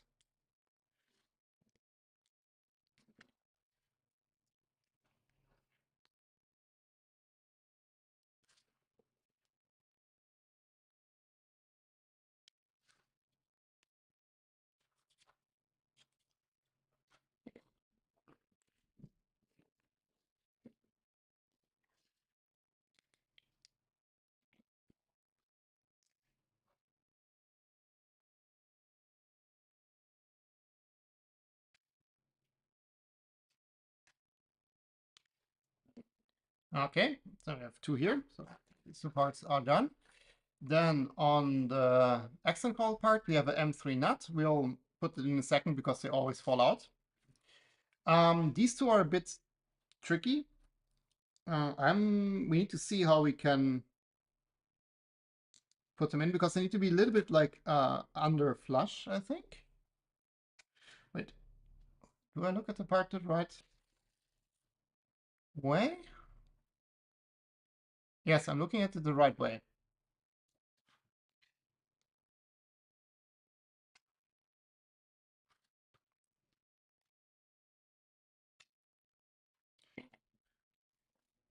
I'm not 100% sure how deep I need to put them in. I think they need to go a bit under flush. What confuses me is like my part here is completely flush, but in the manual it has like a countersunk shape basically. Yeah, I need to sync them, right?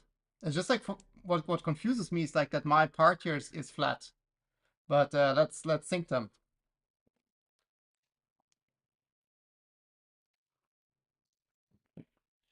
Wait, get rid of this one.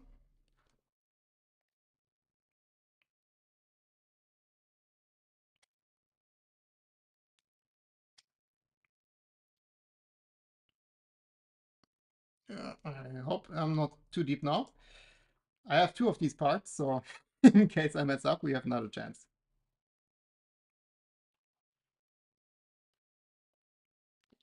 I think this one is too deep now.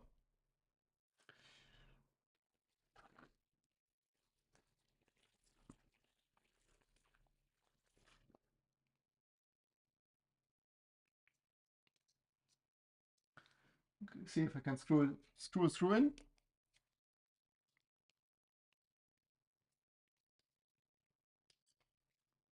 Yeah, it's a bit. It's not straight.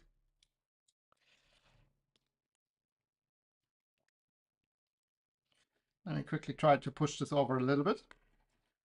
It would work. It will work.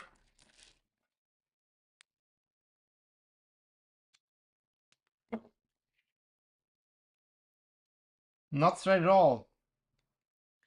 They're just stuck when I see it. Yeah, I think no, I put a little bit too much force there.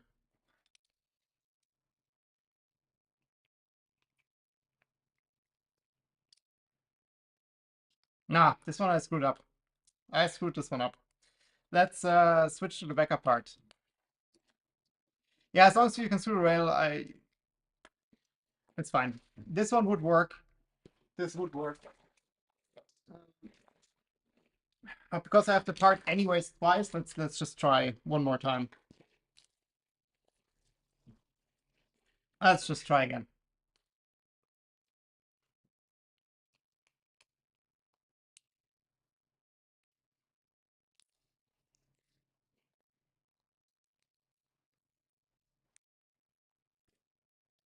Here's also the support is nice on this one.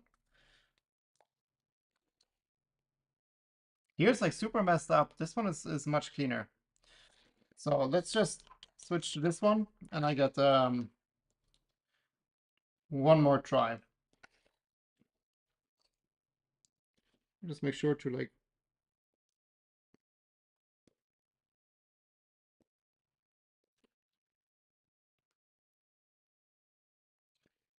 No, for me it doesn't work. Like I'm not quite sure.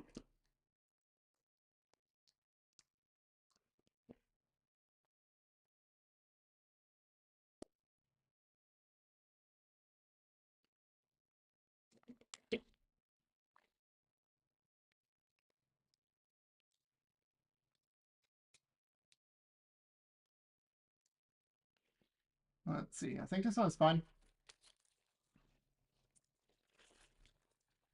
This one's a bit tricky.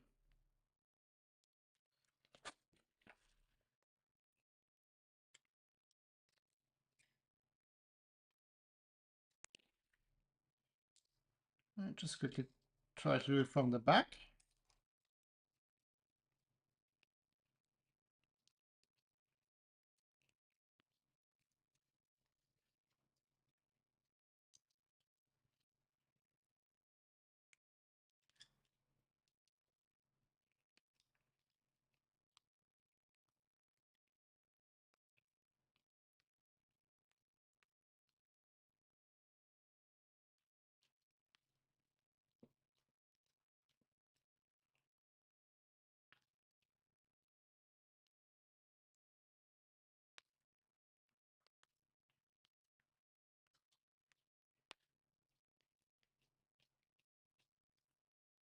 I mean, it goes in. There's a bit of plastic now in the screw path. That's why it screws quite hard. But that will be fine. It's like an inbuilt thread locker.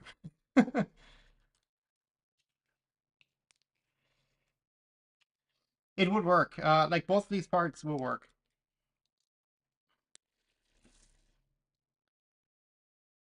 This one is totally fine. There's just a tiny bit of plastic like in the way. That's why it screws in a little bit hard.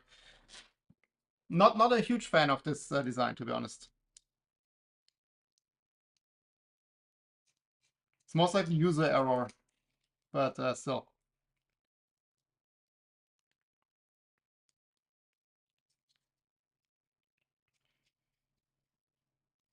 Not super easy to do. Okay, so we have the two heatsink inserts. I'm also quickly test this one. Just so like, you know, if you know, like, continue with the part and later we notice it's a bit messed up.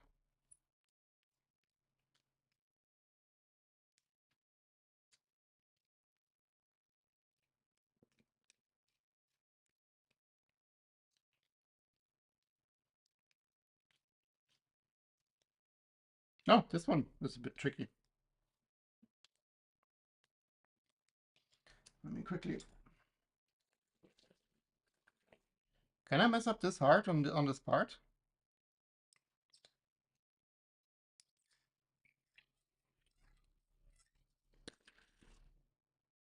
Yeah, it works. It's not perfect, but we'll get the linear rail mounted. Always blame somebody else. Yeah, that's the only way to do it. No, this is like quite tricky. I think like if you have like a heatsink insert tool, it's much easier to like get it super straight. This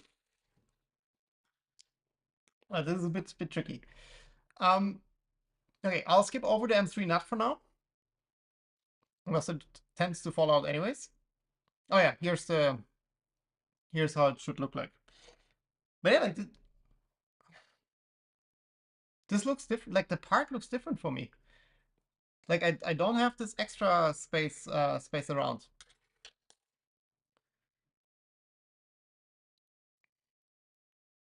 Not sure if I print like a older version or something, or something is not quite there.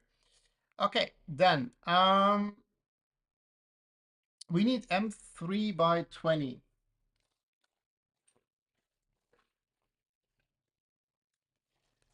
And M3 by 16.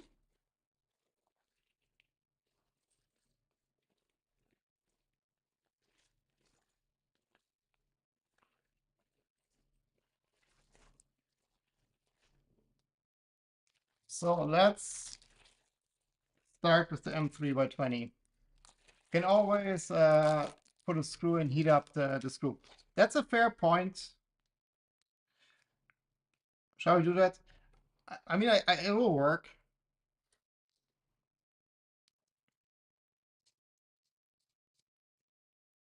I mean, it also looks straight to me. I have suspicion that the M3 holes are also a bit tight here on this one. And I think that's part of the problem, that like the screw already has quite a strict direction in the plastic part. Because I can definitely see that the screw screws into the plastic here. Let me do the following. Yeah, I should have done it before.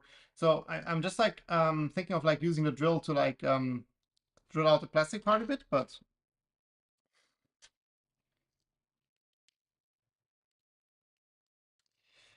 uh, I went with the beacon and it's worked well. Made the first build a bit hard, but yeah. Like I wanted to build like the kit as is, but potentially I will also go with a different solution eventually. Did you print the correct part? Yeah, I think so. I mean, we will never know for sure until we put it together. I think it's the correct part. It's been quite a while since I printed these, so I'm not able to like completely tell you what I did there. Um, I look definitely. I'm not sure if this is the correct part. Um, let's see. Yeah, right now I'm looking at the wrong one, which doesn't help. Okay, but this goes here. So let's get this one started. Um, just see the hints. I think I managed. That's actually, yeah, let's do it. We'll make it perfect.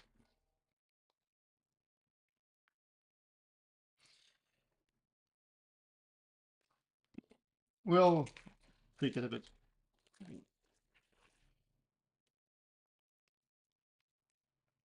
But it is straight. Like it's not that it's like not straight. Like it is straight. The problem is more that on the plastics, like on the plastic side, like the hole is extremely tight. I think that's more the problem. It's not the heatsink insert. Because like it screws already into the plastic basically here. And I think that's mostly the problem. Page 28 has the part.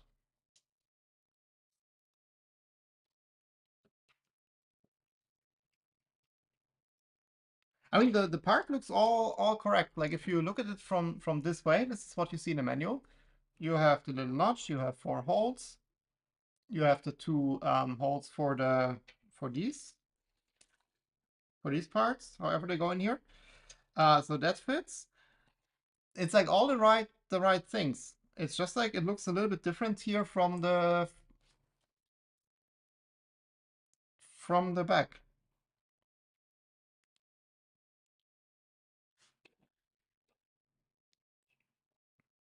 Yeah. Let's continue and see how it goes.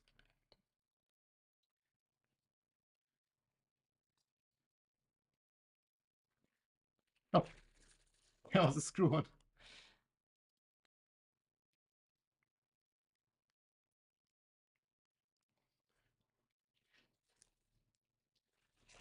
That's a 25. We don't need these. We need the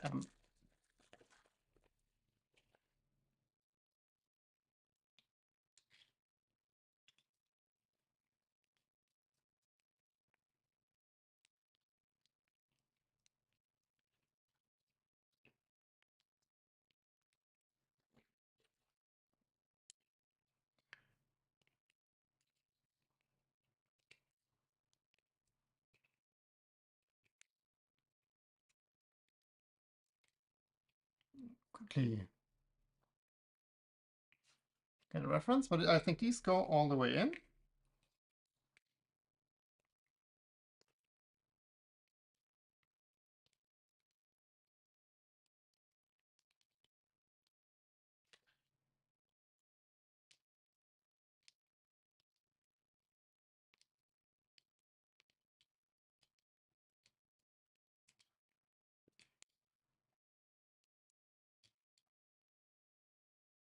Let's make sure not to over tighten them.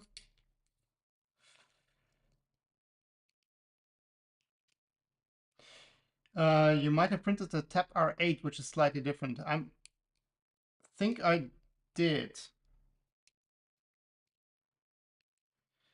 I mean, I went through all the repositories and grabbed the latest files, so I'm not sure if they didn't update the manual or something. Ugh.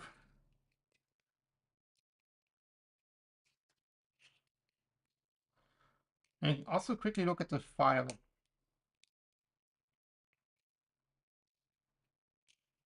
Maybe quickly wrangle this one in.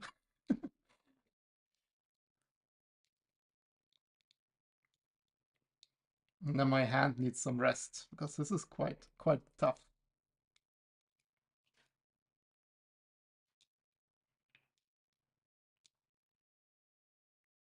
Did it not? Yeah. That's also my suspicion.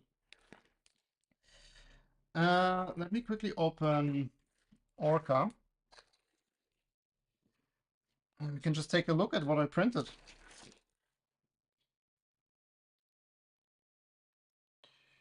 One second, I need to organize stuff. Orca.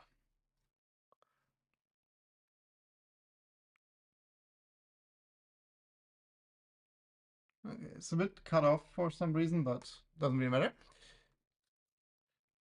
So this is the Orca project. And this is the part. And this is, yeah, top center R8, it says. You see it there. So it's the R8 version. Yeah, these are all the R8 parts. Yeah. So most likely then the manual is the R6. And that's why it's like a bit off. Okay, then we need the M316s, and they don't go in all the way here from the front because these are used later to. This is a 16. This looks quite long. That's a 16. Okay.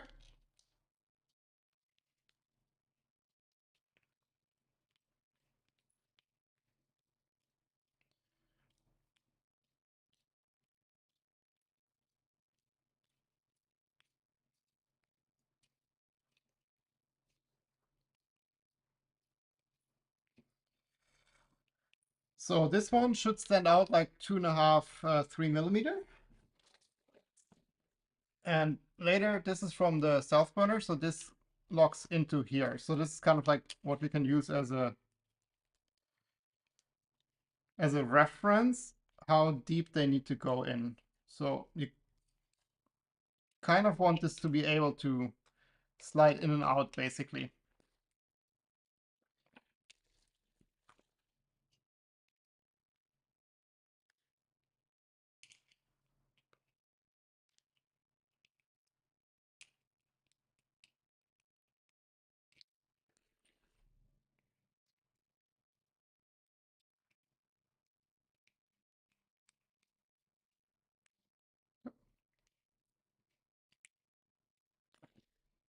See if it's easier with the Allen wrench. Yeah, that is better. There's always the right tool for a job.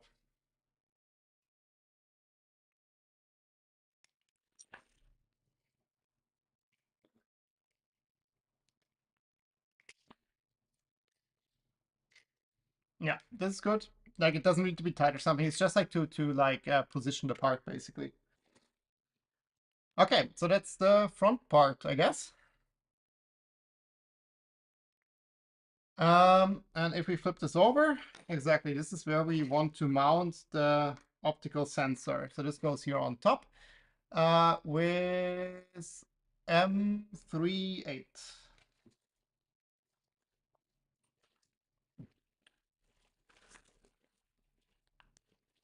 More screwing into plastic. Perfect.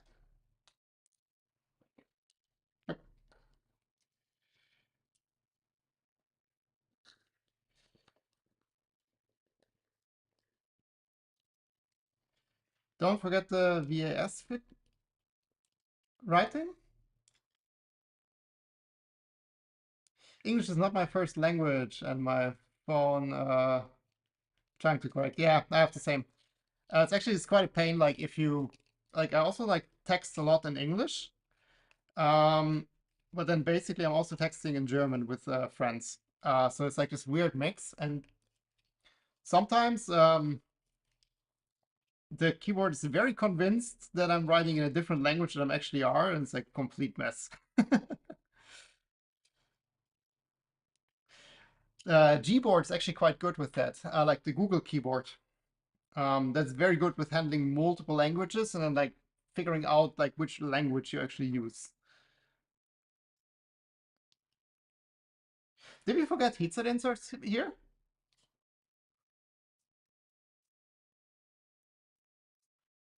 Did we forget headset inserts here?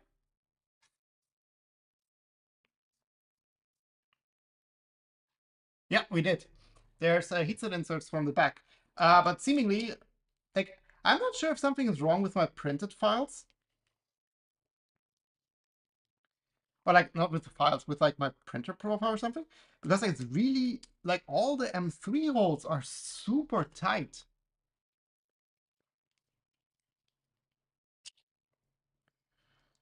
Let's do the following. Let me quickly get these out.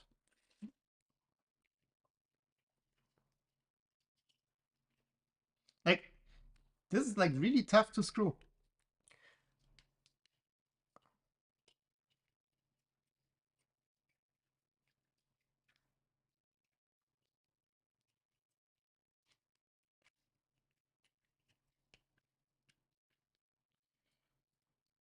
Let's see.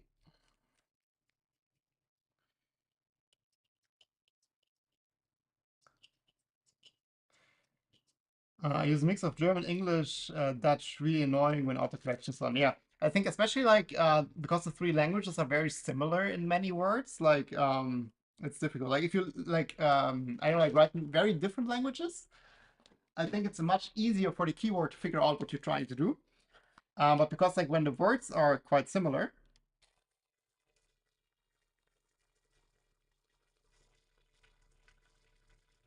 okay, let's try this.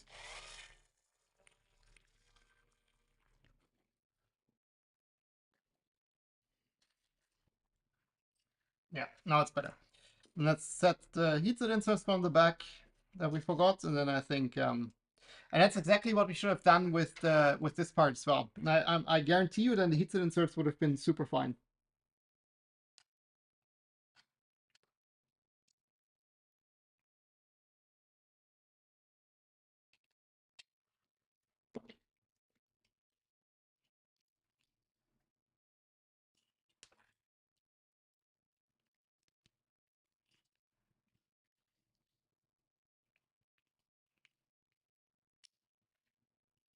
Because now it's just like it's not like loose; it's just like slides in properly.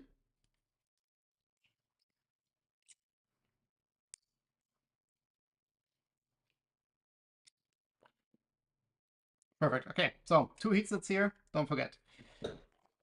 Yeah, flow. Yeah, like that. But the thing is, like all the parts, they fit properly. It's just like these like holes. I'm not quite sure what the problem there is. It's also I didn't notice it before. Like it's the first time I noticed that I have a problem like that.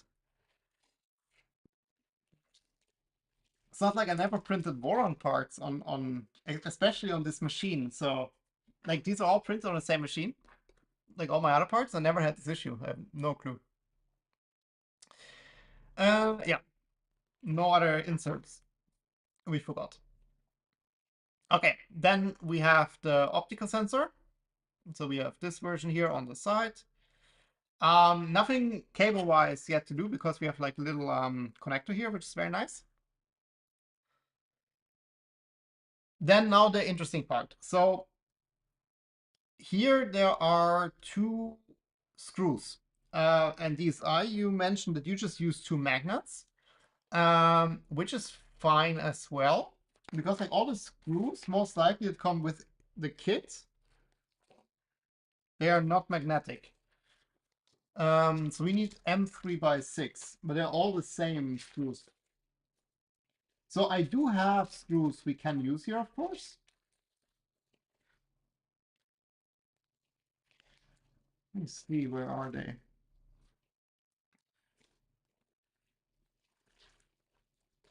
Here. Oh, they are magnetic. These are magnetic.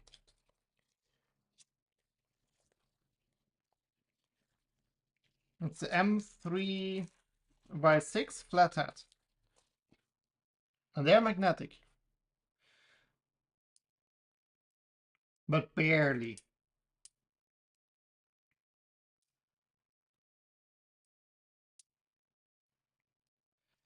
Um, oh no, I missed your comment. I use SwiftKey and could easily change the language whenever I need, but it make it learn English words in German swipe and English in type.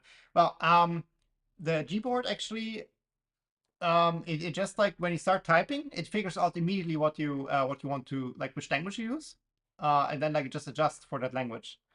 The black screws are stronger, yeah. Like this one is like, I mean, it's magnetic, but it's not. I don't think this will work, to be honest. So I think the options we have is I do have black screws, but then the other option, what these I mentioned, is that we just use magnets here as well. So I think this would be actually a quite nice option.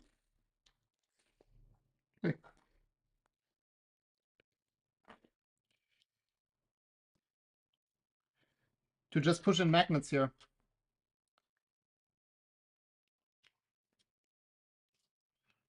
And there's actually like we can just try it and push it in, because we can push them out from the other side again. And I think this is the easiest option, to be honest.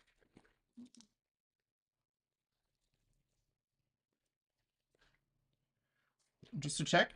Yeah, the polarity on mine too are the same accidentally.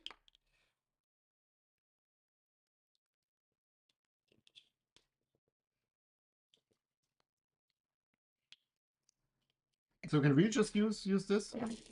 I'll use my bottle again to make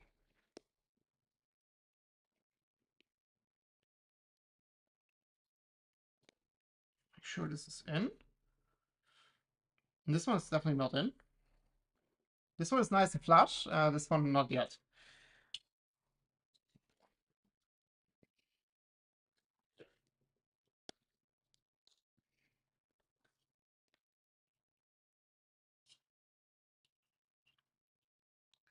Let's see, is there something I can use?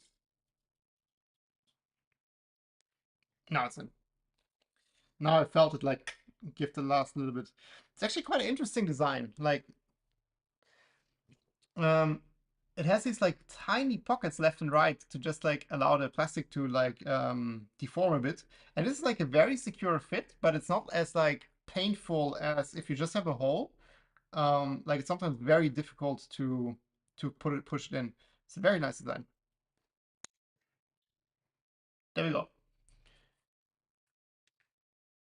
Yeah, polarity is. I checked the polarity. These are magnetic in the right direction. Okay, cool. Then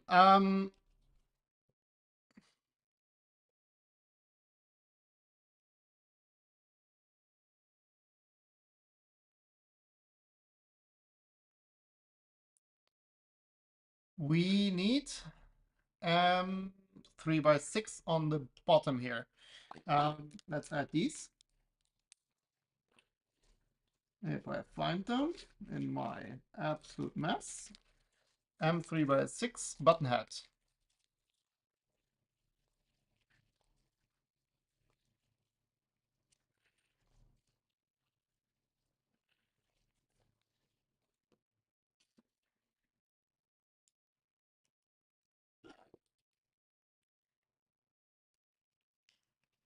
And I'm not sure if these need to go in all the way or not. We have a picture of how this looks later. Yeah, they go in all the way. Okay.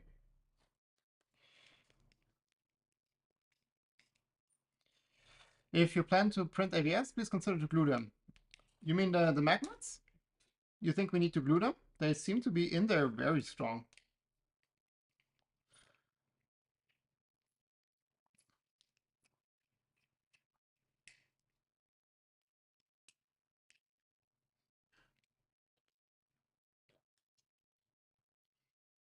Okay. I fully trust you. We glue them. And we just have to bring them back out.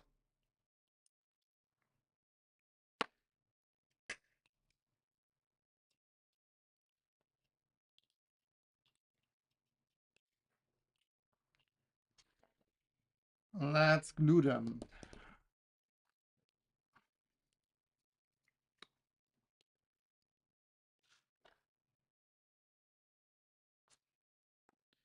I don't like glue.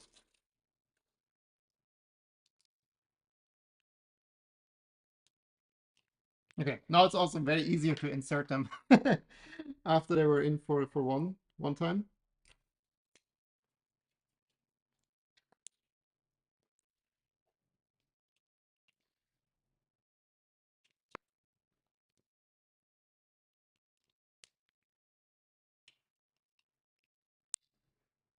There we go. They are glued. Thanks for the hint, Isai.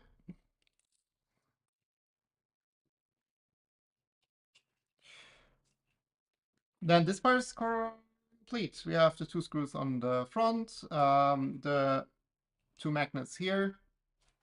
So that seems all good. Yeah, so now here we need to pay attention to the orientation of that. So this part here is on the right side.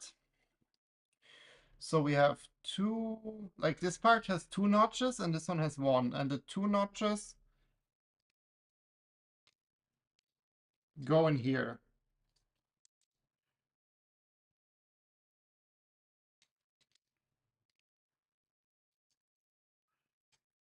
No, I just need to figure out which orientation. I think it was correct. Yeah, they stand out a bit. Okay. We also need to still insert the heatset inserts here. We didn't do that yet. So let's quickly do that before we continue here. Oop, I turn off the...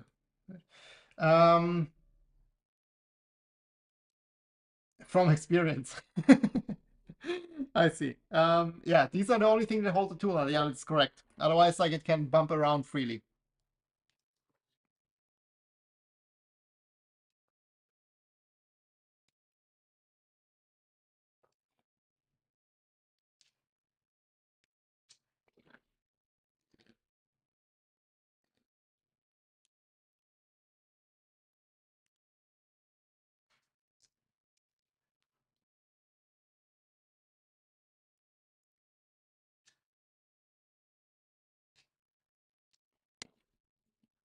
Okay.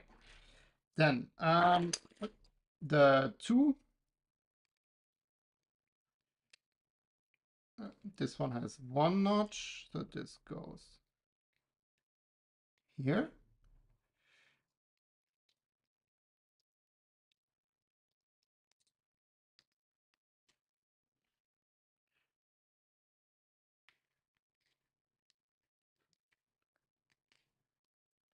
Still not quite sure with these parts, like how they're supposed to be in here, but because they don't really fall in for me.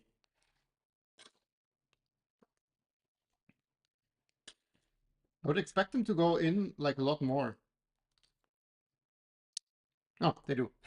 You just have to slightly push. And this one is like all the way in now. This still stands out a bit. Swap them. No, it's the right order. I paid attention to that. Like this one has 2 and this one has 1. Yeah, this one has 2 notches. Let me put this like distance out like half a hair. Let's just push this in a tiny bit more.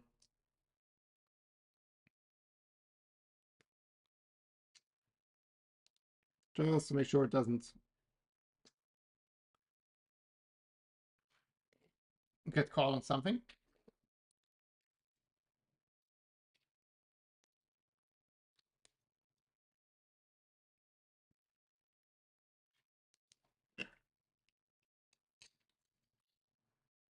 And it's the right orientation of the magnets. Yeah, it's fine. It's all good.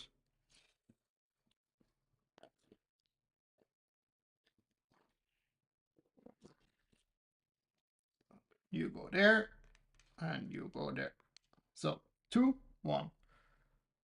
Then we have M3 by 10, which I've seen just a second ago. M3 by 12, 6,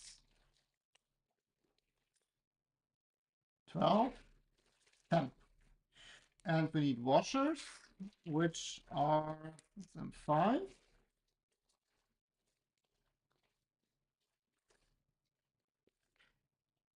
Where are washers?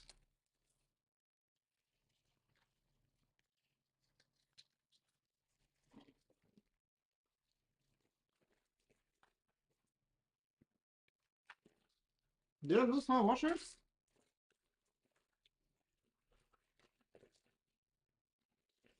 Ah, yeah.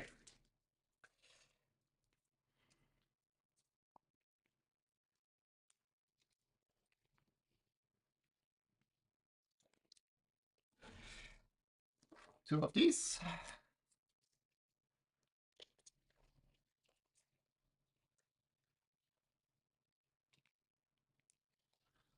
And 2 of these.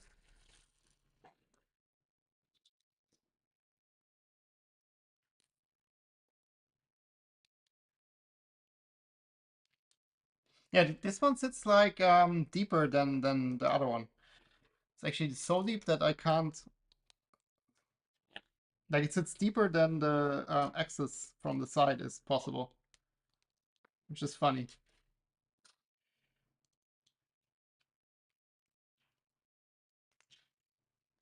So this is not tight. It's just like you can move it.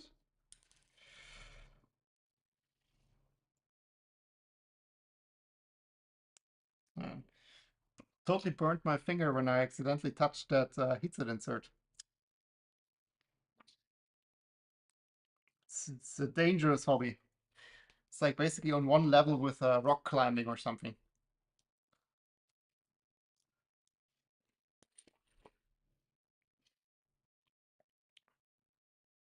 Then we're done with this part for now. So, oh no, we're not. We're just flipping it over. Ignore stupid things I say. And then we need 3 different sets of screws. We need the M3 by 6, M3 by 8, and the M3 by 12 with a heatset insert. So I have M3 by 12. I have M3, they're all socket heads.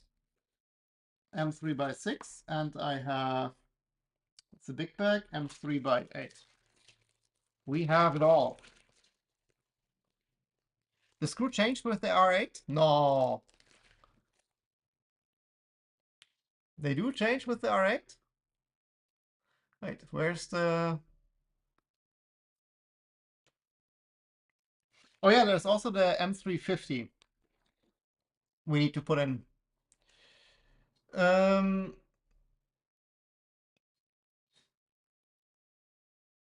M3 by 12 twice. Okay, that's a good hint. I also was already wondering because like these 2 heatset inserts, they're the same depth. So why would this one be an 8 and this one would be a 12?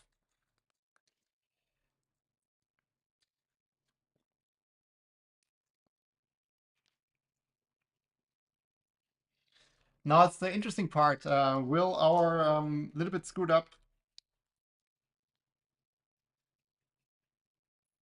Because I think you also don't have to count, like you don't, this is the difference. I think for the R8, you don't have to push it in. This is why I have the problem.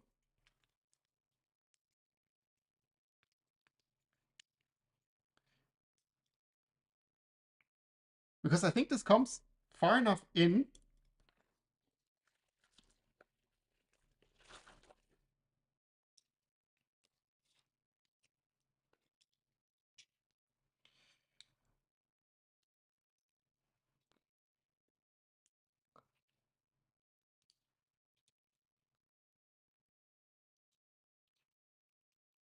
But this one's still, wait. So the center one is M3 by 12. This is sure. The top one, it still has the nut on the back.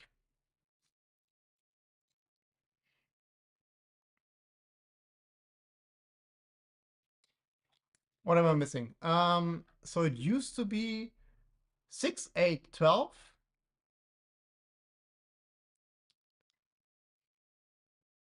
Ah, yeah, yeah. So now it's 12, 16, but I think this one is still a 6. Let me put this back. Let me grab a 16.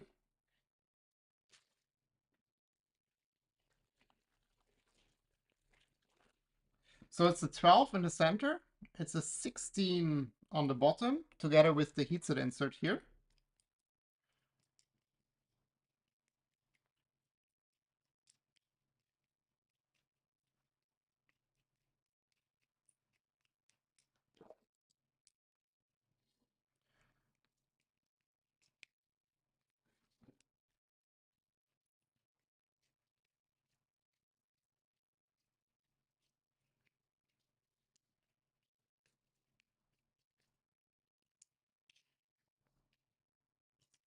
Perfect. Okay, so those two are in without any problem now.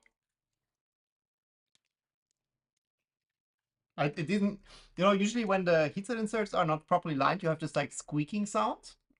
I didn't have any of that, so they are fine. So now the question is here.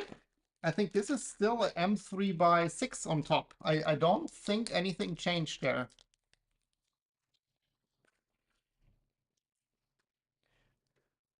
I don't think anything changed there.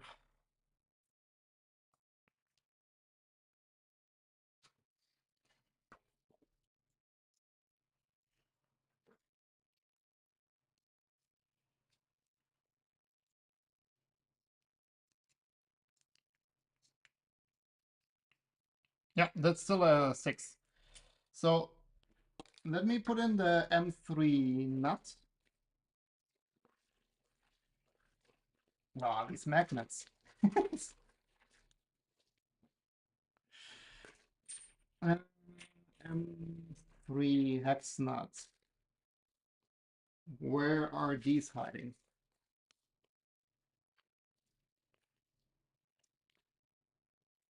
Here they are. There's a chart at the top of it. 6, 12, 16. Yeah, exactly. Yeah, that's what I have now. 6, 12, 16.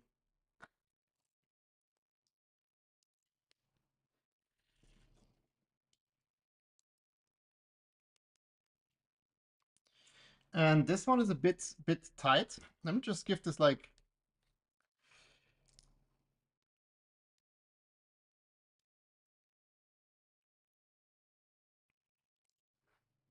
bit of a heatset insert treatment.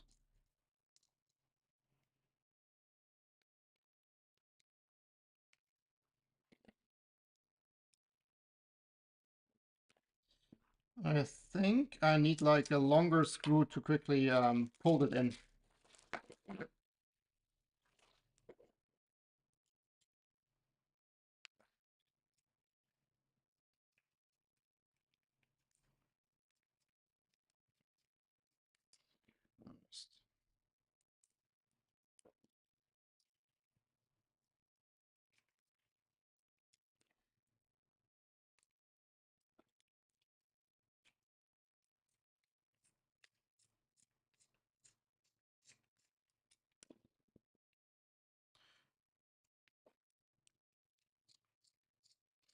think this has the same problem as the other holes. It's a tiny bit too tight. I just need to be really careful with this one because it's very thin at this position. Yeah, now I can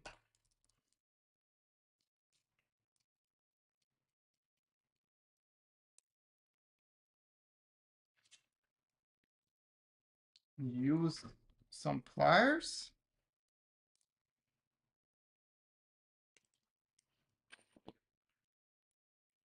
Put it in, maybe. Let's do something smart. Like this seems to be quite a problem. I don't want to heat it too much with the heat set insert, with the soldering iron. Um, but I think if we use the M3 washer, we can just oh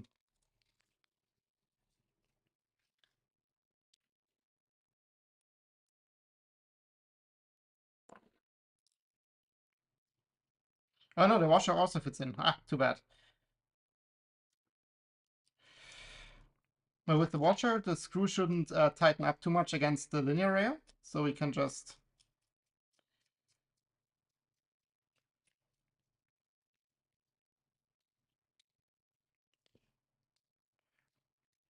pull it in. Well, it doesn't quite work. It's in halfway now.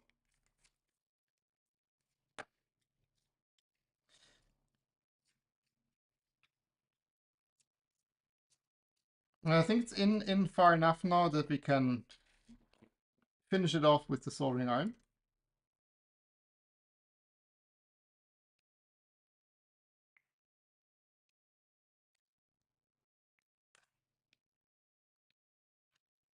Yeah, that it is. That it is. So, right, oh, it's a bit warm. We need to be careful. But that's it. This one's a bit bitchy. I've actually saw like a video of a Canuck creator to putting this together like this week, and he actually broke the part here. So that's also why I printed two, just in case if the same happens to me, that I have a spare.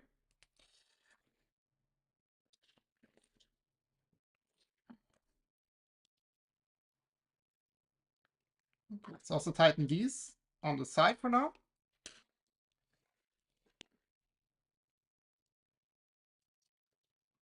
And this is our half-hour tap. It's almost like a tool changer setup now. I mean, there's the stealth changer and the tap changer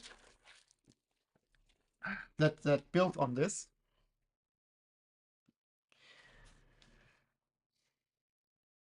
Okay, and stop. Before I do that, and before I forget it, we have M3 by 50. And they are part of the kit, but there are not a lot of these, and they don't have the R8 of the tap in mind. So I have the fear that we will need these at some other point in the build. And because there are very little of these in the kit, I have the suspicion that we might need them at some point and then we don't have them anymore. So I'll put them in here now, which is quite painful.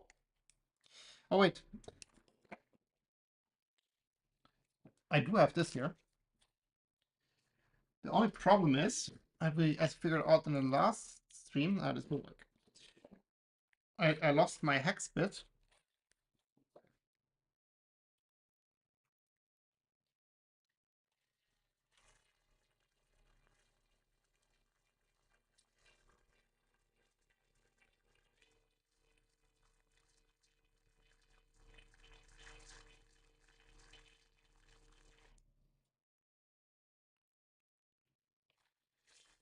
Yeah, exactly. Like these will just make it stiffer.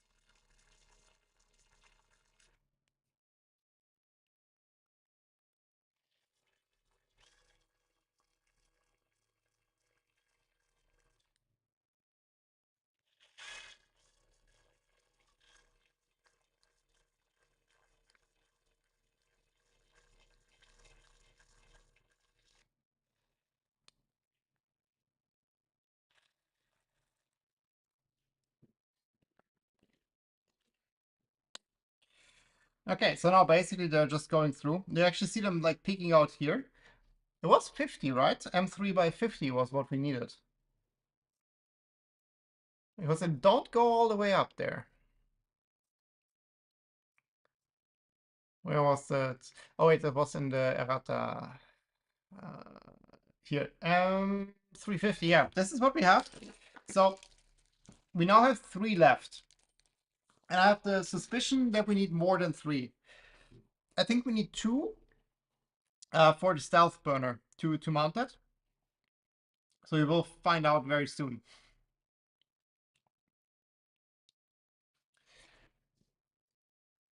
Okay, check. Um, then, so now we put this back. End stop. We were at end stop. Let's quickly check for the end stop because I actually still don't have a full overview of the end stop situation in this kit. Let me quickly put this all back. A second. So from an electronics perspective,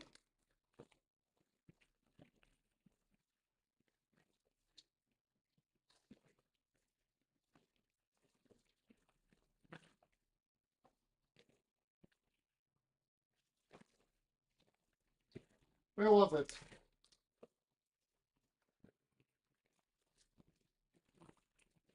Here.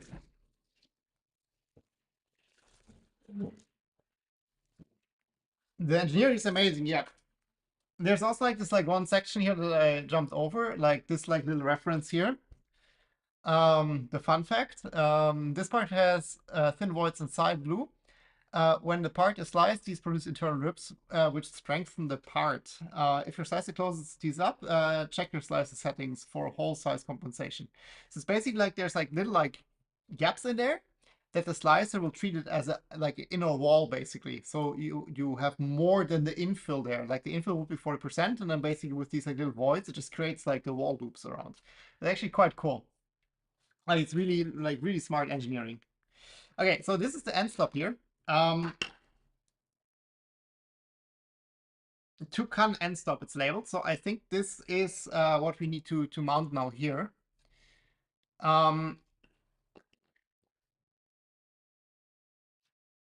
So this goes here basically. And the cable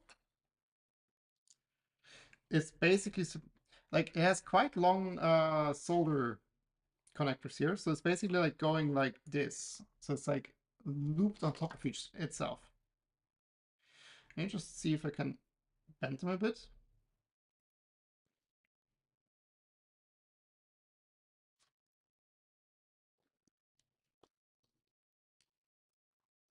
Because I don't think we have like tons of space back here.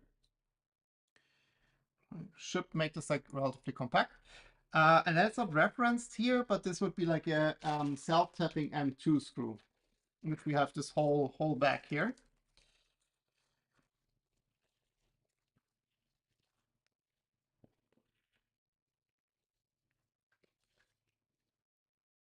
Oh, these are interesting. That's a Phillips.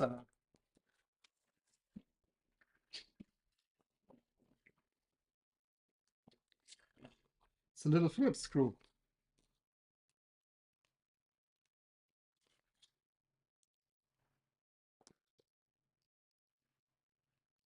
Yep.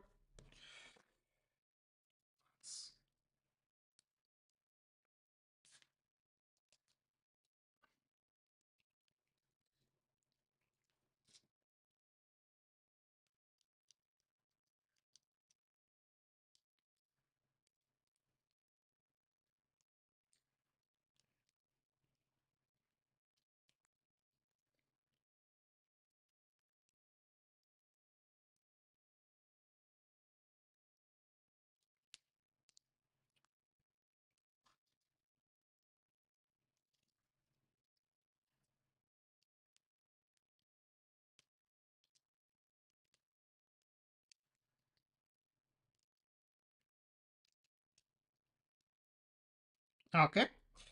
And then this will have a little like a zip tie mount here on the front part. And then go up. Okay. That's one end stop sorted out.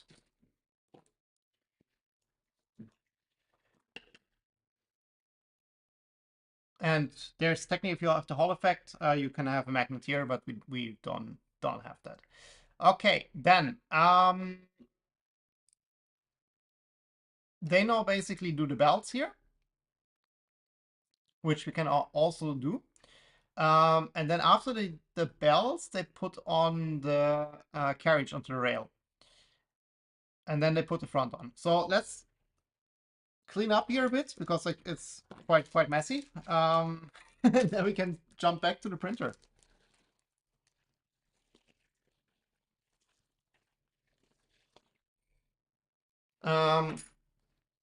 We also need, let me quickly just check before I clean up everything now. It's M3x6 and M3 washers. Did I leave these out? So it's M3 washers and M4x6. M3x6. Here we go. Okay, the rest I'll put back in the bag. Then we have more space here.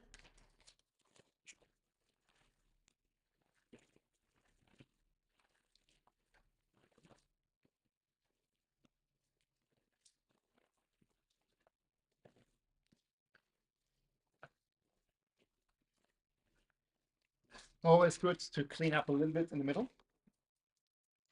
But there's not too much chaos.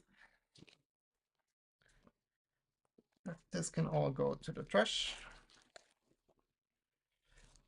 This can also go here. That's all stuff we need to keep. I can put the tools back.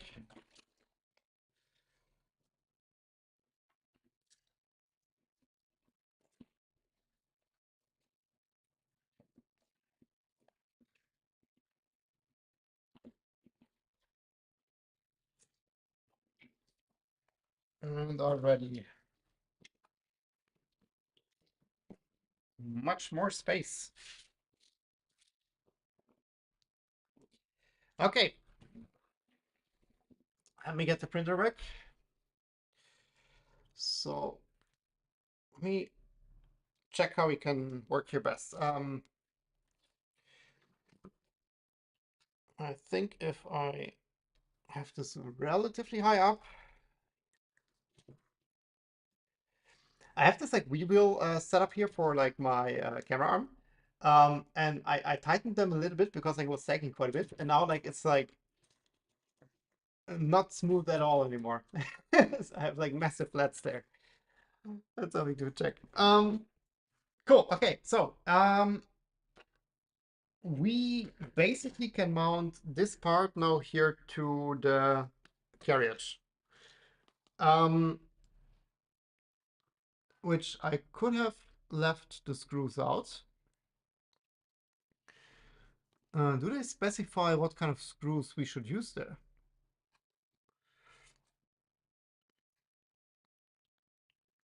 Because they only say belts. Ah, here.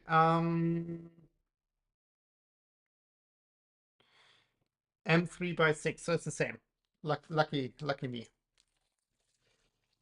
So we need 4 of these.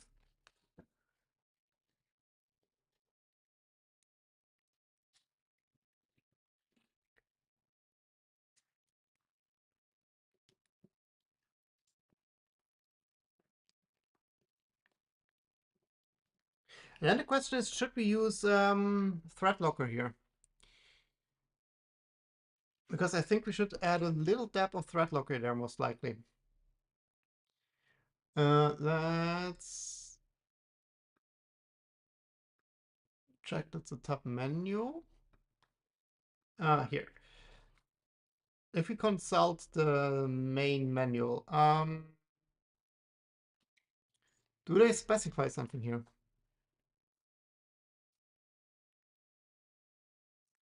Because I don't think there's any reference here to thread locker either. So I think we are fine without. We are fine without.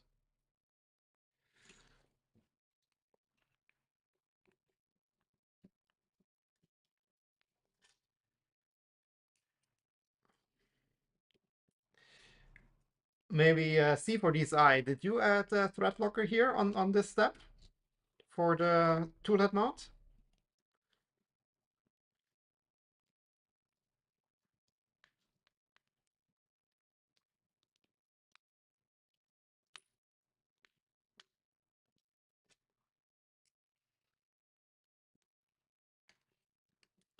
But for me, because like also here it's like a bit tough to screw the screw in.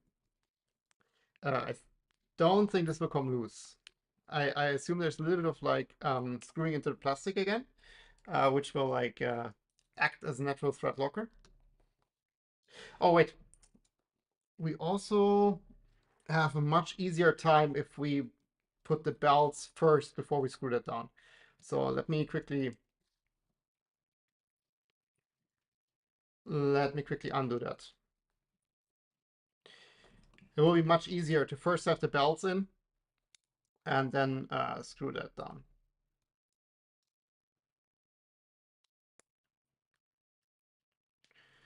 So I just have the 4 screws here started. Yeah, let's jump to the belts. So relatively easy and straightforward. So we can start here on this side where you have the toothed idler. So you can just push it down along. You sold out soon for CNC anyways, yeah. You know me way too well. Then,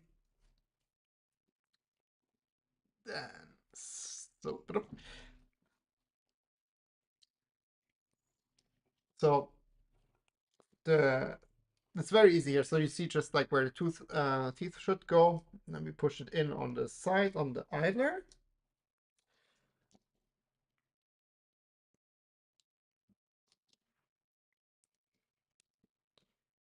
If I get it through here. Did they specify any trick?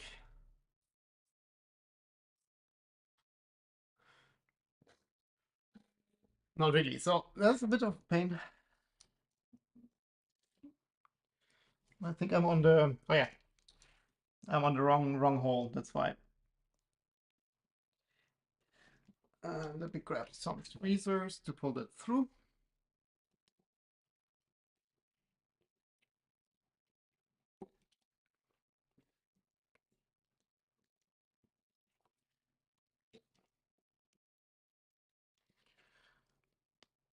You also didn't add thread locker. Yeah, I think it's fine. It's just like on the V0 and on the switch wire. I think it's recommended. If I recall the switch wire manual correctly, if it called for. Oop.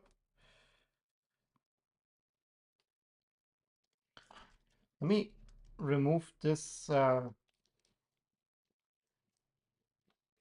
tensioning screw here on the side. I think then it's a lot easier.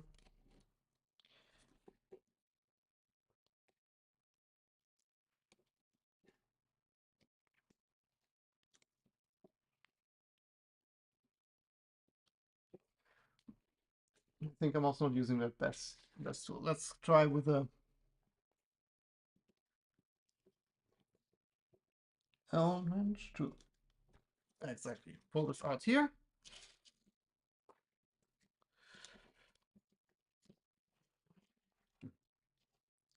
And then just feed it back in.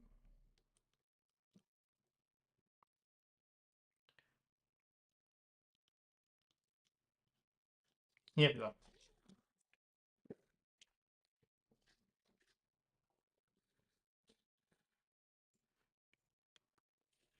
Here we go.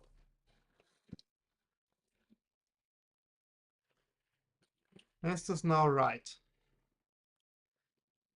We go, oh, no, exactly. I went the exact wrong way. We have to go in on the outside. I pushed in on the outside and moved it in towards the center, but it's the exact wrong way. We go in on the inner one.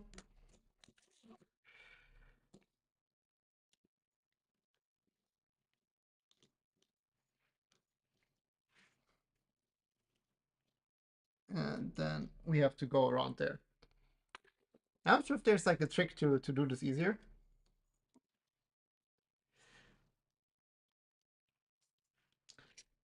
Because this seems even harder than the other way around.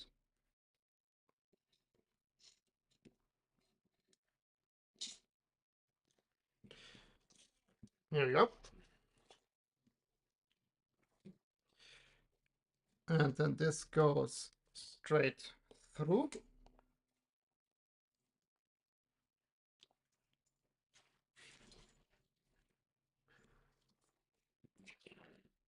Yeah, let's put the screw here back.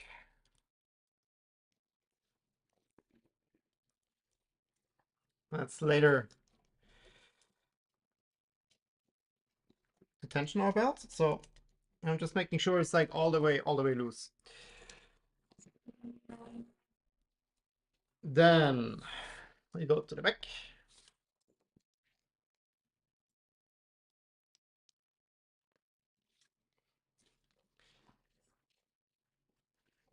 Just make sure to not pull it through. That would be a bit stupid. So we go around. And on the back, we go around. And we go in this side in.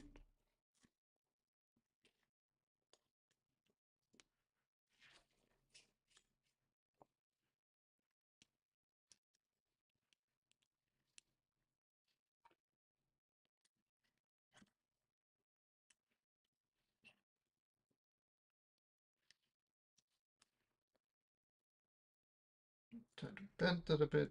Here we go. And we go around the pulley and we go out. And on this side, we just go around the corner.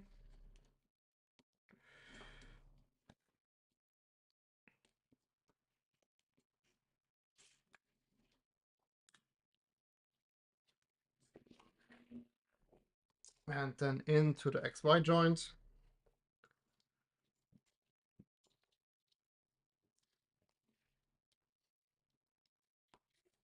And back to the center.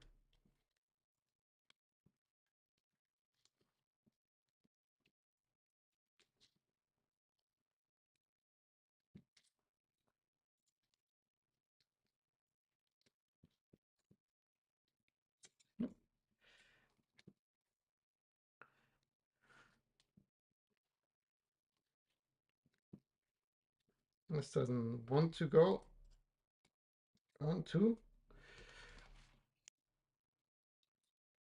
No, it's like it's stuck on the.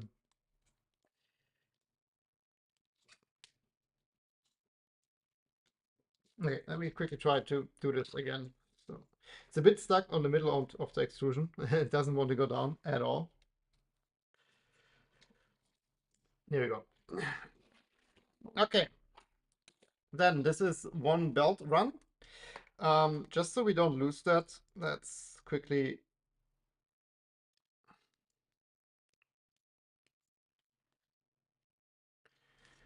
push that through here.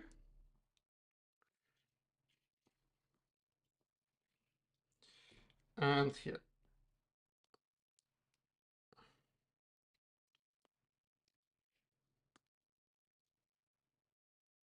And then basically this is now somewhat secured, just like that we don't accidentally pull on it or something. And actually for this one, let's start with this because same reason.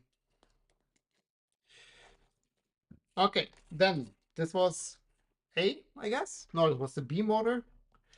So let's do A.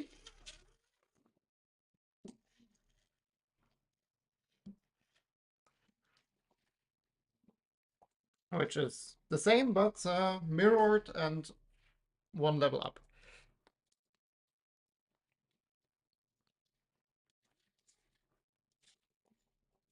Nope. I guess this one we can just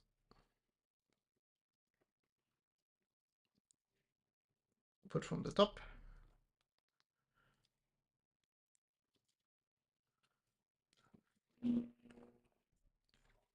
Then we just go around on this side and we go to the motor on the other side. Just pushing that through here, or at least attempting to pushing it through. There you go.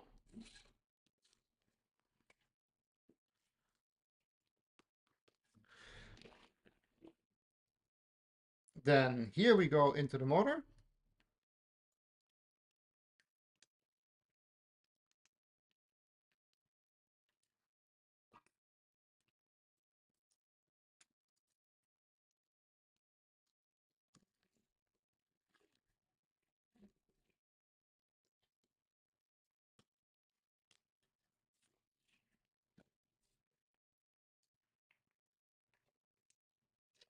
And back out.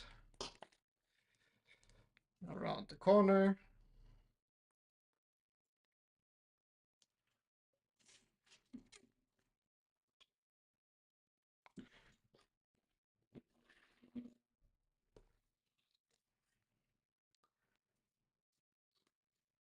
And okay, so here we can just put it in from the top. And then the last tricky part.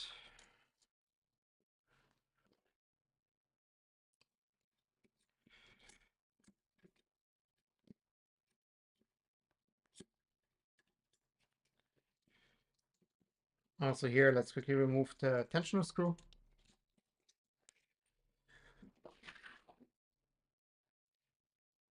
Then we can at least pull this through, bend it a bit.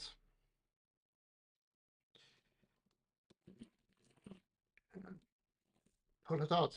And then we just go around the tooth idler here, which you don't see because I'm a bit out of frame. And that's our second belt run.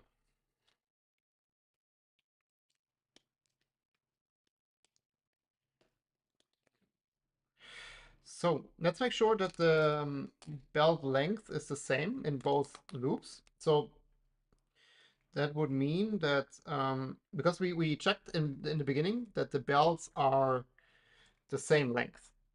So let me not tighten this yet because I think that will make pulling the belt a bit hard, but just that this is like in place. I have like one thing less to flop around.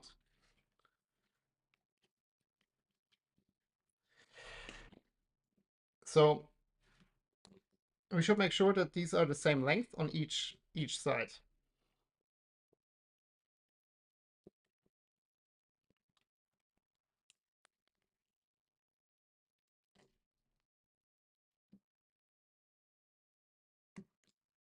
So these are the same now. And then these, I'm missing two tooth here. Yeah. So these are now like not left, right is not the same, but like up, down is the same.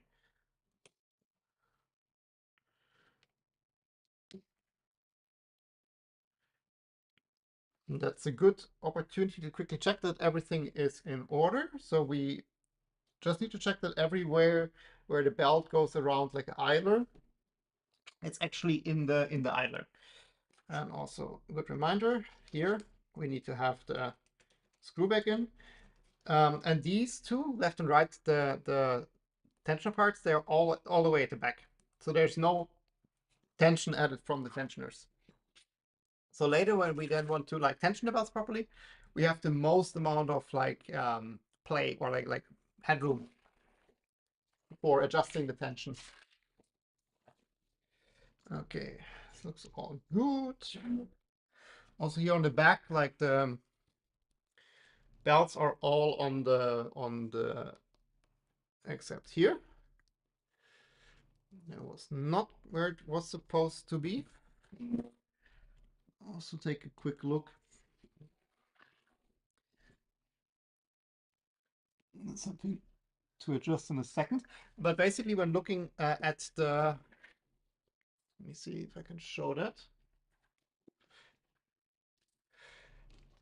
If you here look into the motor, you can see that there's a bit of the teeth on top and below the belt. So the belt runs in the center at the moment. After the printer is in use a bit, like this might shift tiny bit on the other side as well. So in the end, you want to run the belt in the center of that pulley. So you don't want it to rock on the top or the bottom. So it looks good on this side also. And also here in the front idlers. So these are all running nice. The belts are the same. So I think we can now like tighten the belt here or like clamp it down. So our part looks again a tiny bit different compared to what is in the tap manual here, because we don't have this like little loopy part. We do have these clamps here.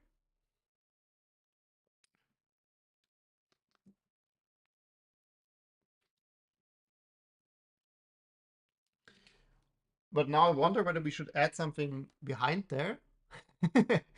um, exactly, yeah, well, it's exactly here. So there's the M3 nut from the back. So we have to quickly add the nut from the back.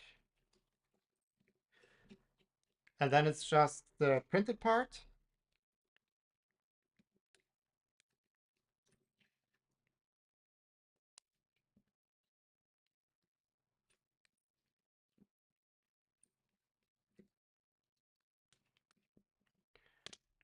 Yeah, I am gonna loosen the belts here a bit again, that we can, yeah. Did not pay attention there. So we need the M3 nut.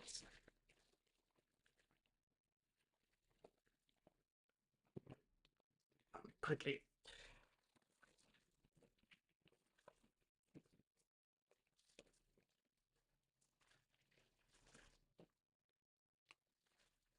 M3 nuts. Here we go. I'm really curious, like how much spares there are in this kit, because I don't feel like there's a lot of spares. No, like we need different hardware a little bit than the R6 tap. R8 errata, M3, 8, yeah, and M8. Does it say M8? Oh yeah, it says M8. I would have used now M6, but let's make sure it's M8.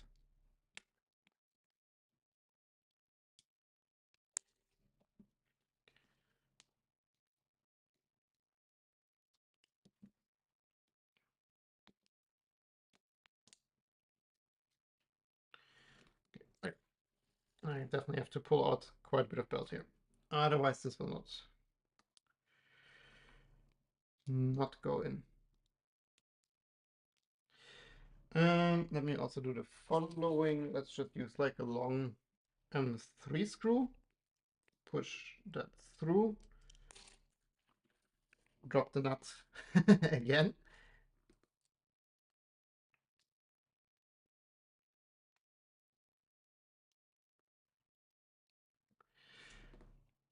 And pull that in.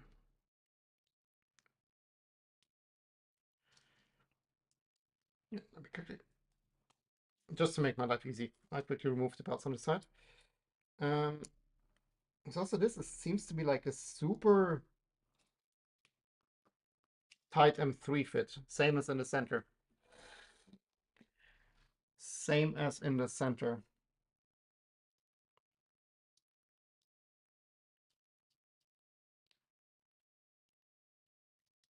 Not sure if I like that. Let's see. I just quickly get this off the printer again.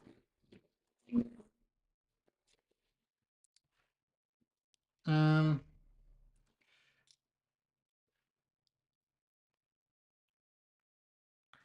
Wonder if, like, like if you just use a hammer to tap it in, it most likely would have been the easiest. Let's use a soldering iron again to like make it a little bit soft.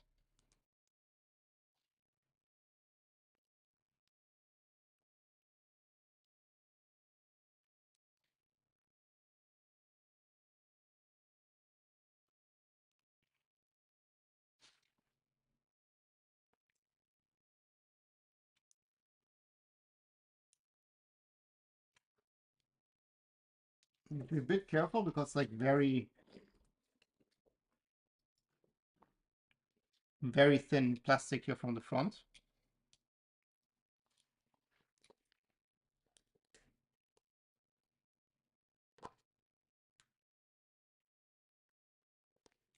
Yeah, not a huge fan of this M3 stuff. The M3 hex nuts. Mm. We try to.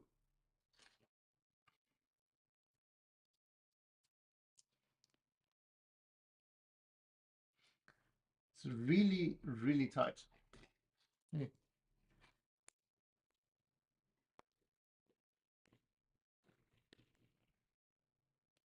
No, it actually works quite well. So I'm just put the table edge on like here, and then just use the screwdriver to kind of like tap it in. And that seems to work relatively well. But it's also like not super well in. So it definitely comes out again.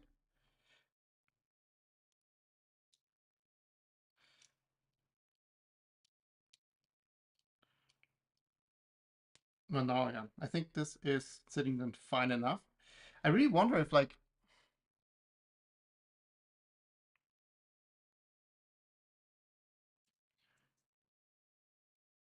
I will check my extrusion multiplier DSI. You suggested that? I think it's fine. Like I didn't have issues before, but something is a bit off.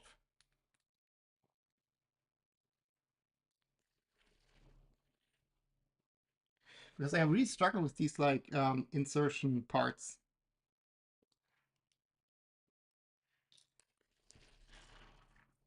Let me try again with the soldering iron. I just need to be really careful with this.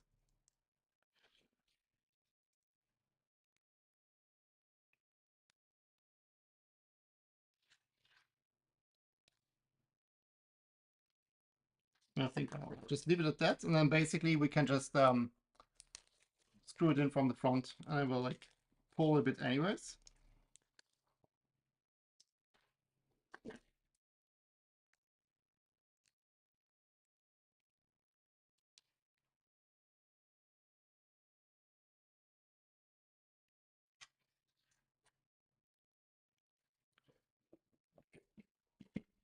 Not quite how you're supposed to put them in, I think, but it works.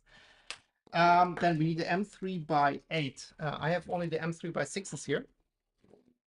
Quickly grab that.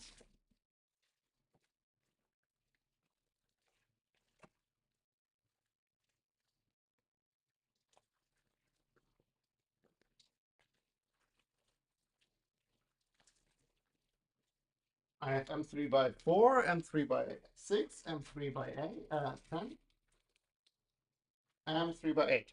Also here, like we only have four of these left. So I'm curious if we are running out at some point.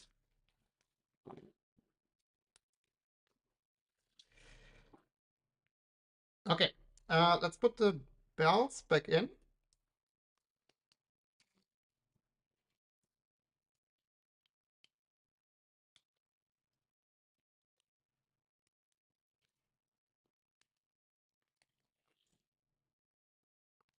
Oh, now I have it over cross.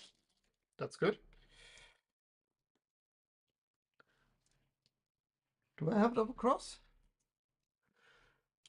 Yes, I have it over cross, but I had in the right slot.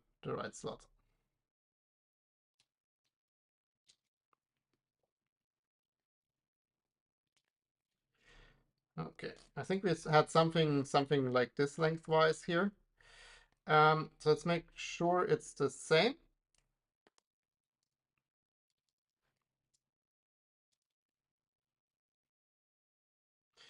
And then we can already screw this one down.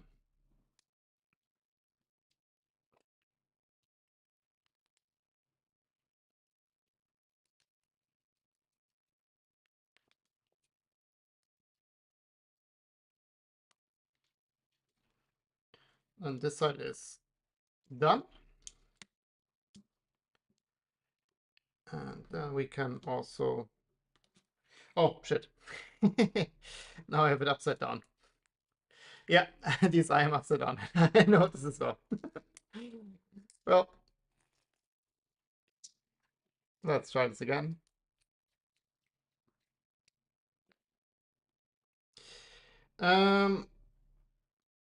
Yeah, now I'm right side up. Just wanted to check if anyone pays attention. There you go.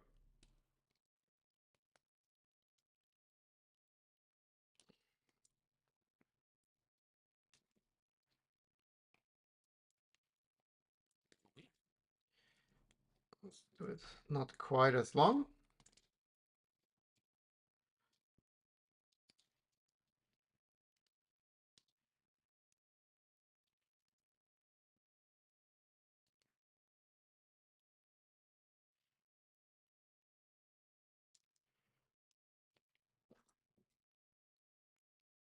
Let me put it already in. It's like if there's a bit of like resistance with the belts, it's like a little bit easier to like adjust the length precisely, because then they're not like slipping through as easily.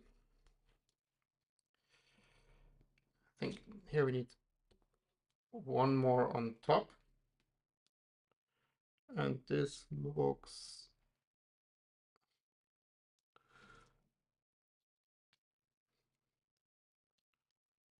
good to me. They're not cut like super straight at the end, which makes it a bit hard to compare. Okay, then you are top.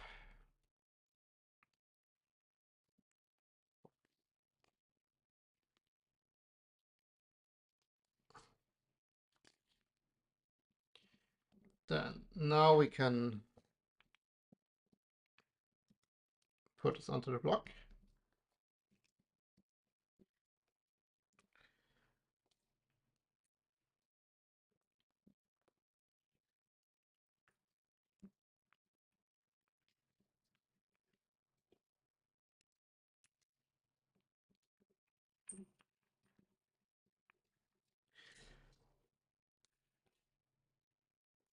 Ah, yeah. I was like, where is the screw?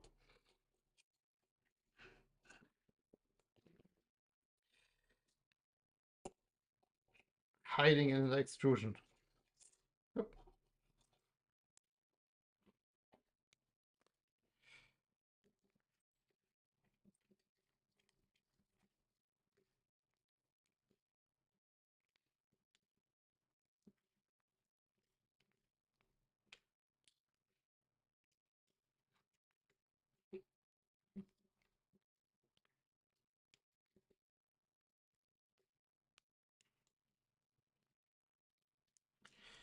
Okay. Okay, so this already clamps the belt, so we can't tighten this down yet. Otherwise, we cannot pull the belt. Lesson learned.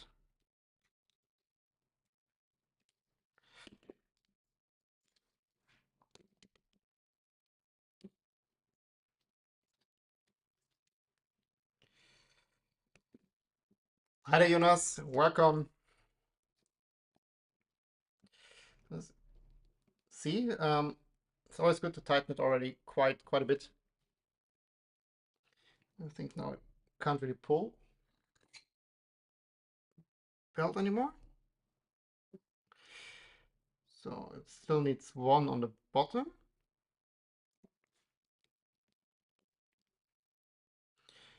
They are now the same, top bottom. Let's tighten the plate here. That belts are in place already.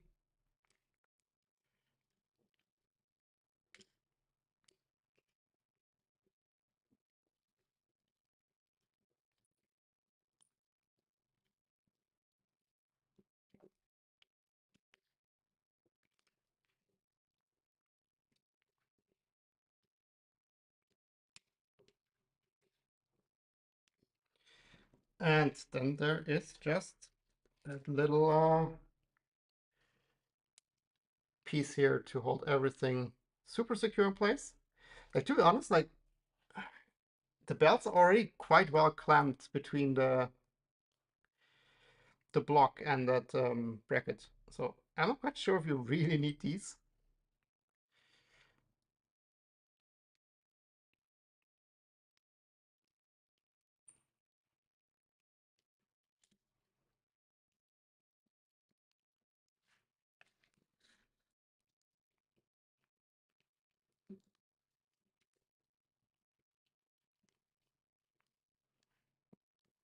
Make sure to line the belts.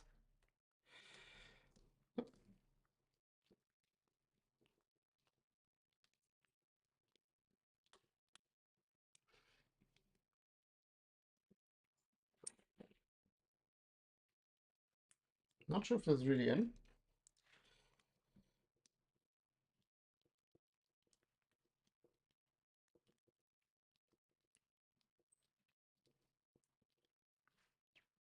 Now it is. Okay. That's the belts. And they're quite long now here on the side, so we definitely need to cut them a bit. And I think we have to cut them most likely even flush. It's something we need to check in the manual. For now, I'll just leave them. But that means we now have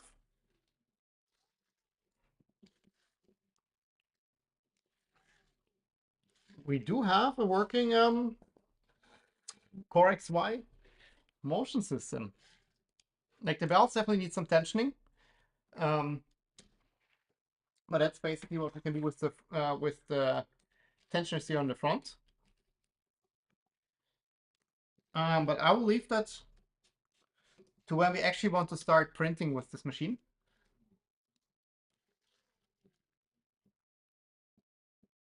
The clamps mainly get in the way with the tap.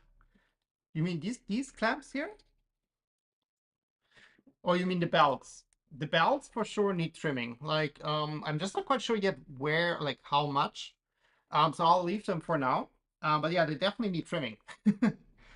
Remember my Z motor story? I realized the replacements were the wrong length. I finally got new ones.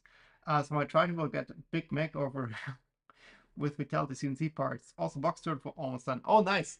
The motors were the Z motors for your Trident, right? It was the black LDO motors. Well, it sounds like a really cool project then. Okay, so the bells, it doesn't quite say like here how much to trim them in this. Um, I'm always like scared of cutting them too close. Oh, yeah, there's this little like loop here on the tap. There's this little loop. So let's just leave them long for now until we have this on, and then we can trim them to length there. Okay, so then basically next step would be to put that carriage back. So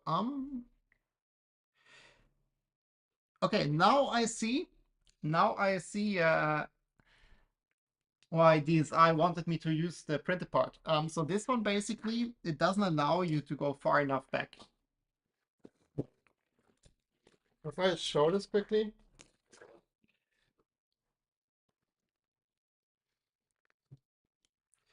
So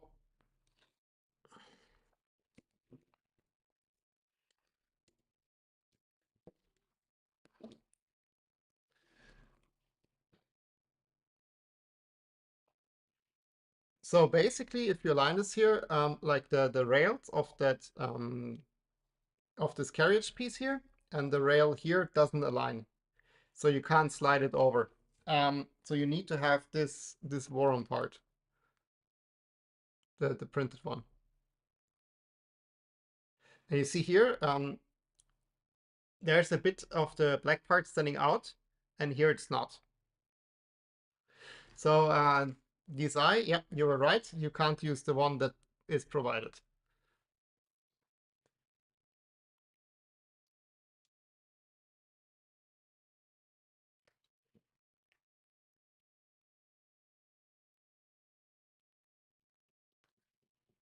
Okay, that's on. Easy as that. Then let's just put this back up. Yep.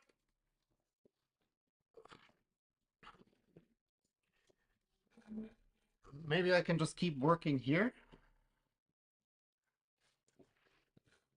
Just clear the spot focus.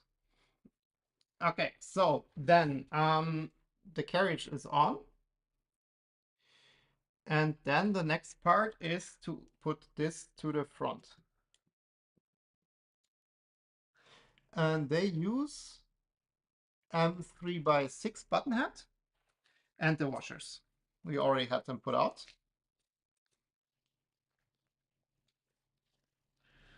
So I have 3 washers. Also, these are slowly thinning out.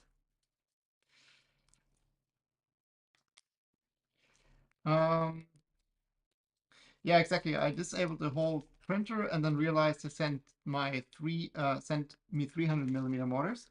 Then I got another single 150, but with coding again. Then he also sent me the right 3 mortars from China. Oh wow! But then now you have like a lot of like spare mortars. Do you have any plans with that? I assume you didn't have to send them back, right? Maybe you can do something cool with these. And Steve, leave about a centimeter on each side so they don't get trapped. Yeah, centimeter sounds like a good compromise. Because I always like to have like as much belt as possible left, in case I have to like redo it. And in this case, I'm fairly certain I will at some point. So it's easier if you have a bit more belt available.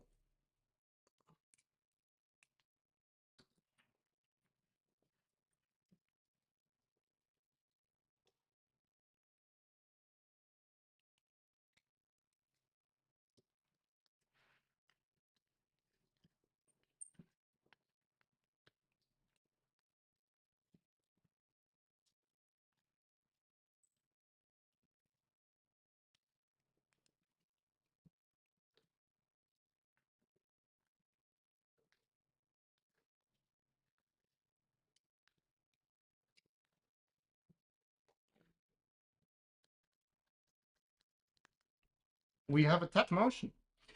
Let me see if I can show us from the front. So it does the tap. There's no magnet yet. We need to adjust the magnets. Let's quickly do the belts first. So I'll run the belts through here. Maybe we should have done that before we screwed it fully down. Oh no, it works. So we run the belt to the front.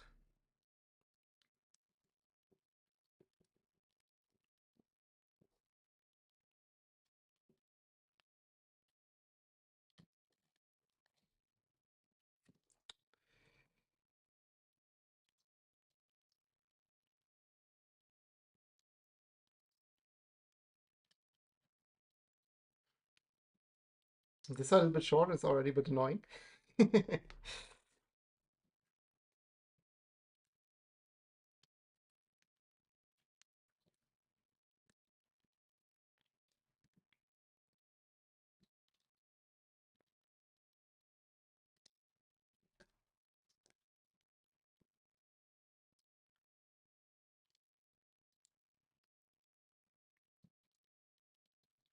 And then how about we just trim them flush with the plate here. So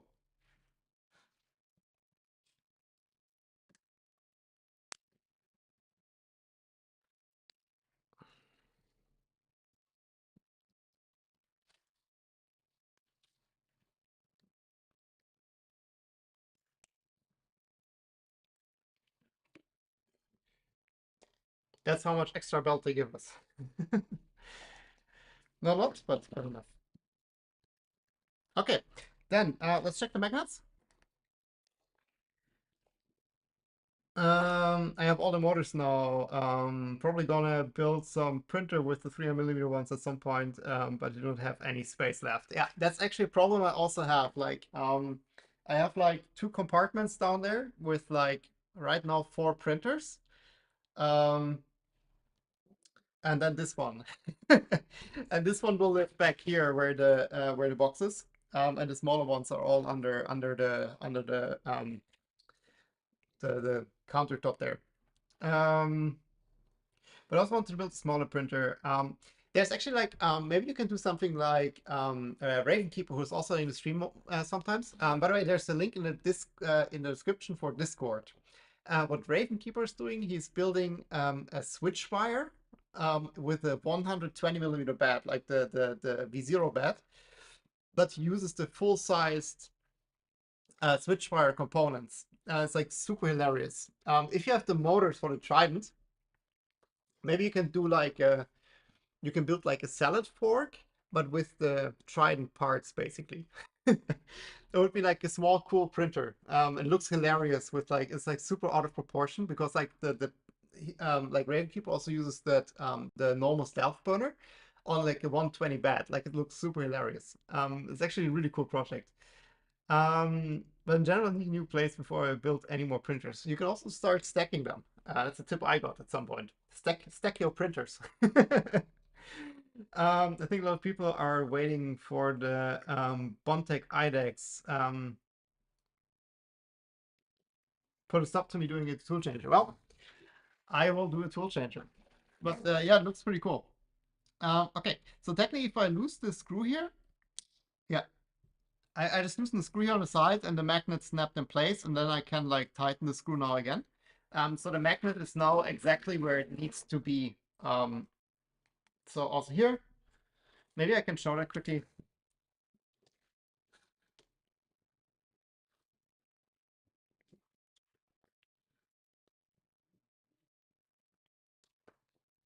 Not sure if I can show that, but I can do. This is so hard to like move left, right now. So you see, here's the magnet. There's the gap. And there's the magnet and the other magnet. And if I loosen the screw now here, you see now like it's connected. So now I tighten the screw again. And now it should. It should, but it doesn't. It doesn't really have like a defined motion. Something tells me it has to do with the belts here.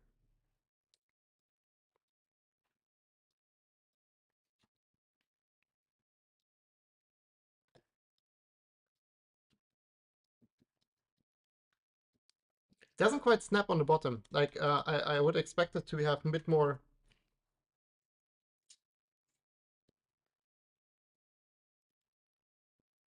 It's not really snapping back. I don't like that.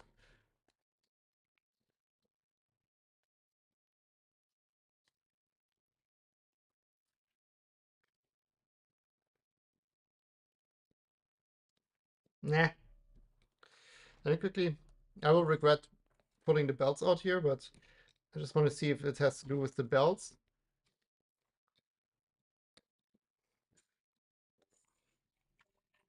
So pull them out on the bottom.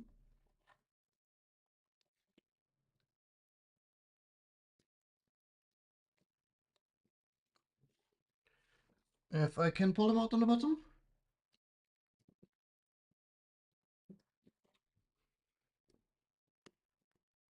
Yeah, now it works. Good. Now it works.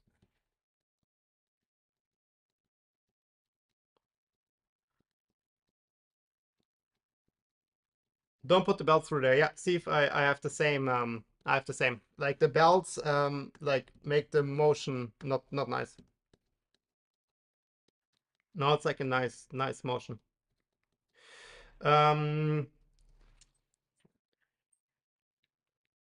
I thought about the same, but they were so long though, it will be hilarious. Yeah, that's the point. It will look hilarious. And maybe you can, like if it's like a salad fork printer, like a 150 by 150, but then it's like 300 high. Like it will be like super cool. It's like um words. What's the motion system with the three arms in the center? Yeah, you know what I mean. Will look like one of those printers, but then like as a Core XY. Like will look really cool. Do it. I need to add cutter, and I want to maybe switch away from clicky PCB. Yeah, like a cutter is also something on my to-do list. I also want that for the switch wire. Just also like not necessarily for multi-material, but just like it's a nice thing to have. Cool. Yeah, I'm happy with this. What we can do is we can add a zip tie here though for that cable. I don't think the zip tie will interfere. Where's the big bag with all the zip ties? So let's add that here.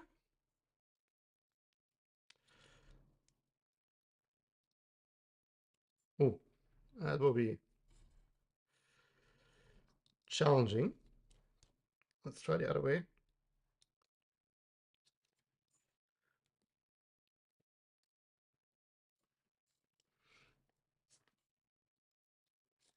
It's quite a tight turn.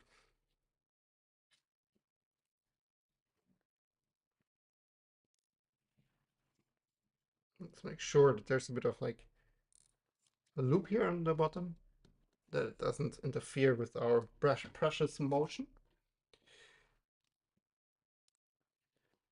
And that's it. This is our tap. Let me also quickly check if that's...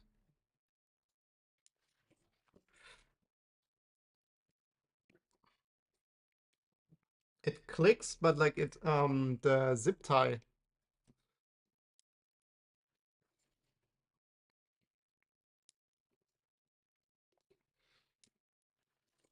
It's a bit of resistance before the end stop. But yeah, it's fine. This will end stop. Okay. That is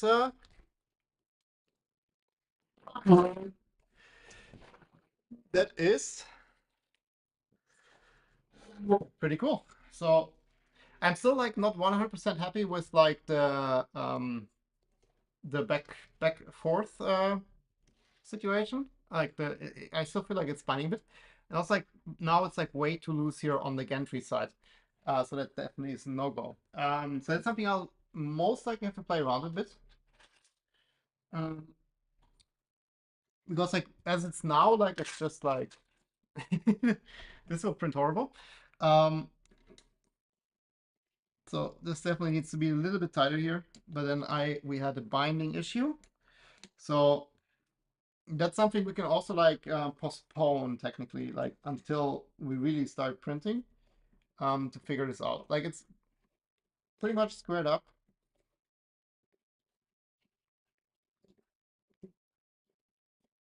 Just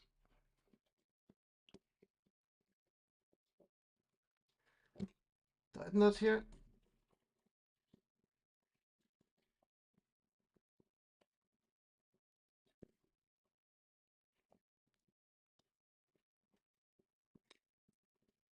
Oh no, untighten that.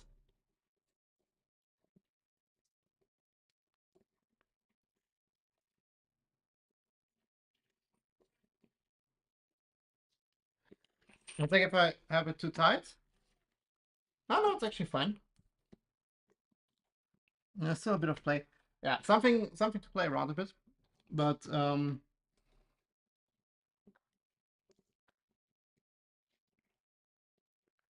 always so confused with like screws on top, like upside down.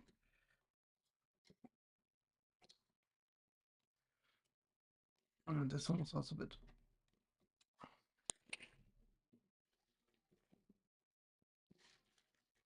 No, it's actually fine.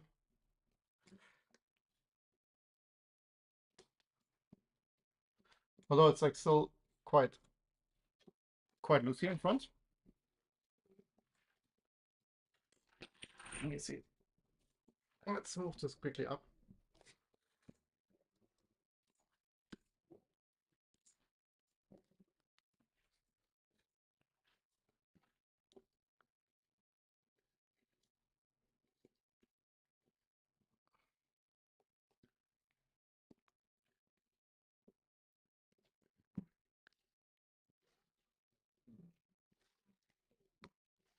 it's actually fine. It's also like somewhat wrapped. Like all the fine tuning we can do later. For now, it's just important that it like kind of like works. Yeah, but this is fine.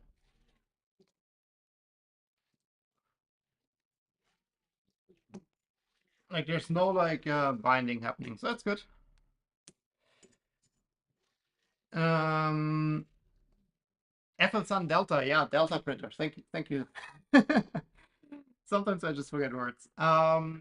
For the Longboy, I don't even use Z a lot. I probably could live with 50 or 95. Yeah, it's the thing. Like, also don't use a lot of Z. Like on the Switchfire, because the Switchfire was like in this shelf, like where basically the top of the extrusion was exactly where the shelf was. I was running the tool head cables in the bone like under the top part of the printer. So I had to limit that to like 15 centimeters. And it was never a problem except for one print. One print was taller. But I don't use a lot of that either. Not really a thing. Mm, with the tool, it will snap back in place. Yeah, exactly. Like as soon as there's a bit of weight. Like also now it snaps back. So that's all good. Um, I think we need to cut these like a little bit shorter now. That like I don't want to put them here. Um, we can. Let's put them through here for now. Um, as you say, with the tool head, there will be a bit of weight on that, so most likely we'll be fine. But if we have problems with that, we can just cut the belts a tiny bit shorter. Because now, like, if they go to the side, it's better. But yeah, now it's like it doesn't really like fall down. But most likely, if the tool head is here and there's a bit of weight on there, it will work better. Let's just try it out with the tool head, but then if not, we know exactly that these belts are the culprit.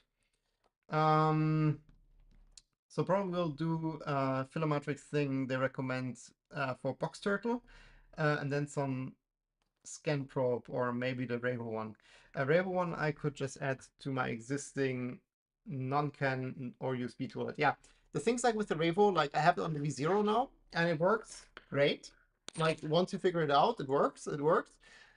But the things like I do not get it to work with my like the hot end fan on.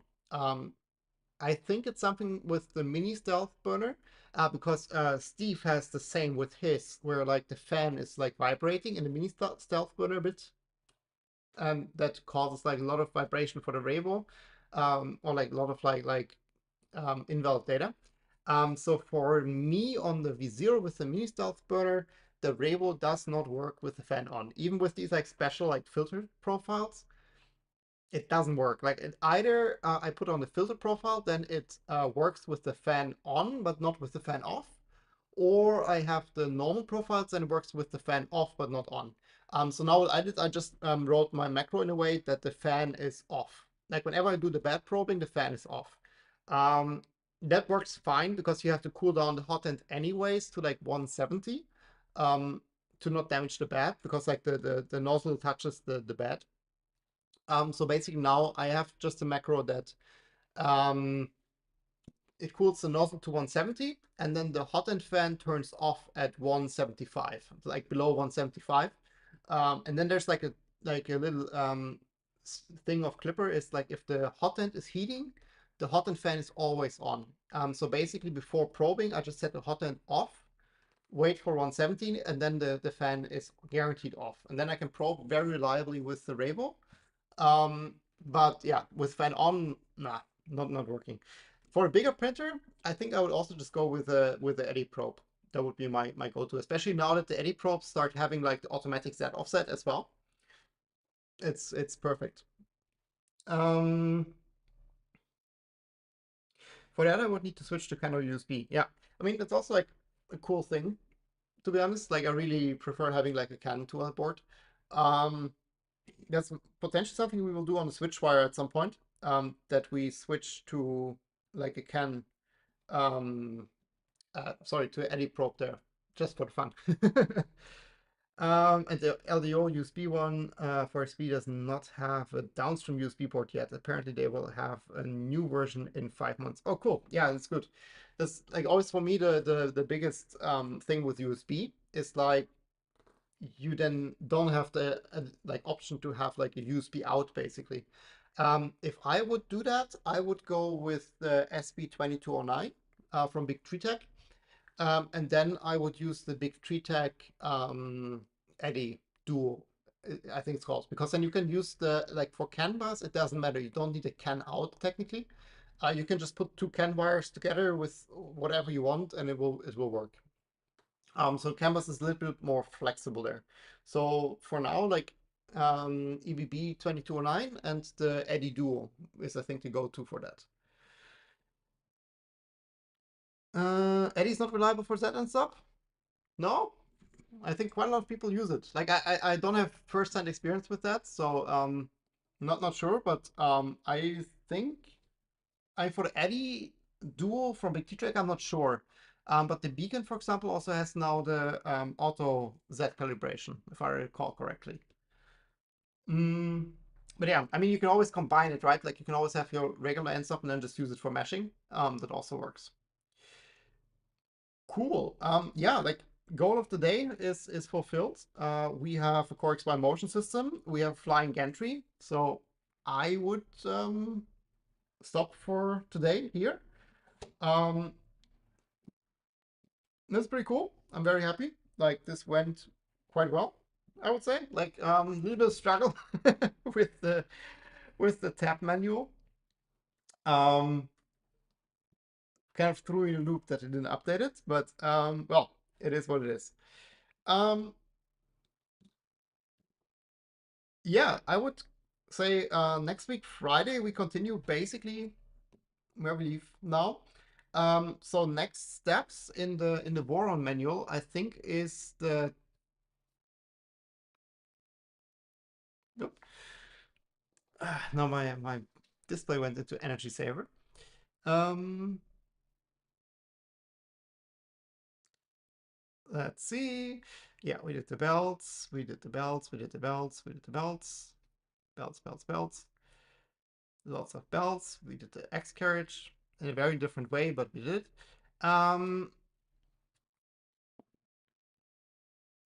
Yes, check your work. We kind of did that. This is all fine. And then basically, they now continue here with the probe. We obviously don't do that because we have tap. And then, yeah, it continues with the stealth burner and electronics. So that would mean next week we do the stealth burner. And we most likely also start with the electronics then. That means for me, I have to do a little bit of printing this week because I didn't print the electronic mounts yet. And I also need to print that transparent part for the diffuser of the stealth burner. So that's then my to-do for during the week and for the weekend. And for the rest of you, enjoy your weekend and see you next week, hopefully with less technical issues. Well, good night.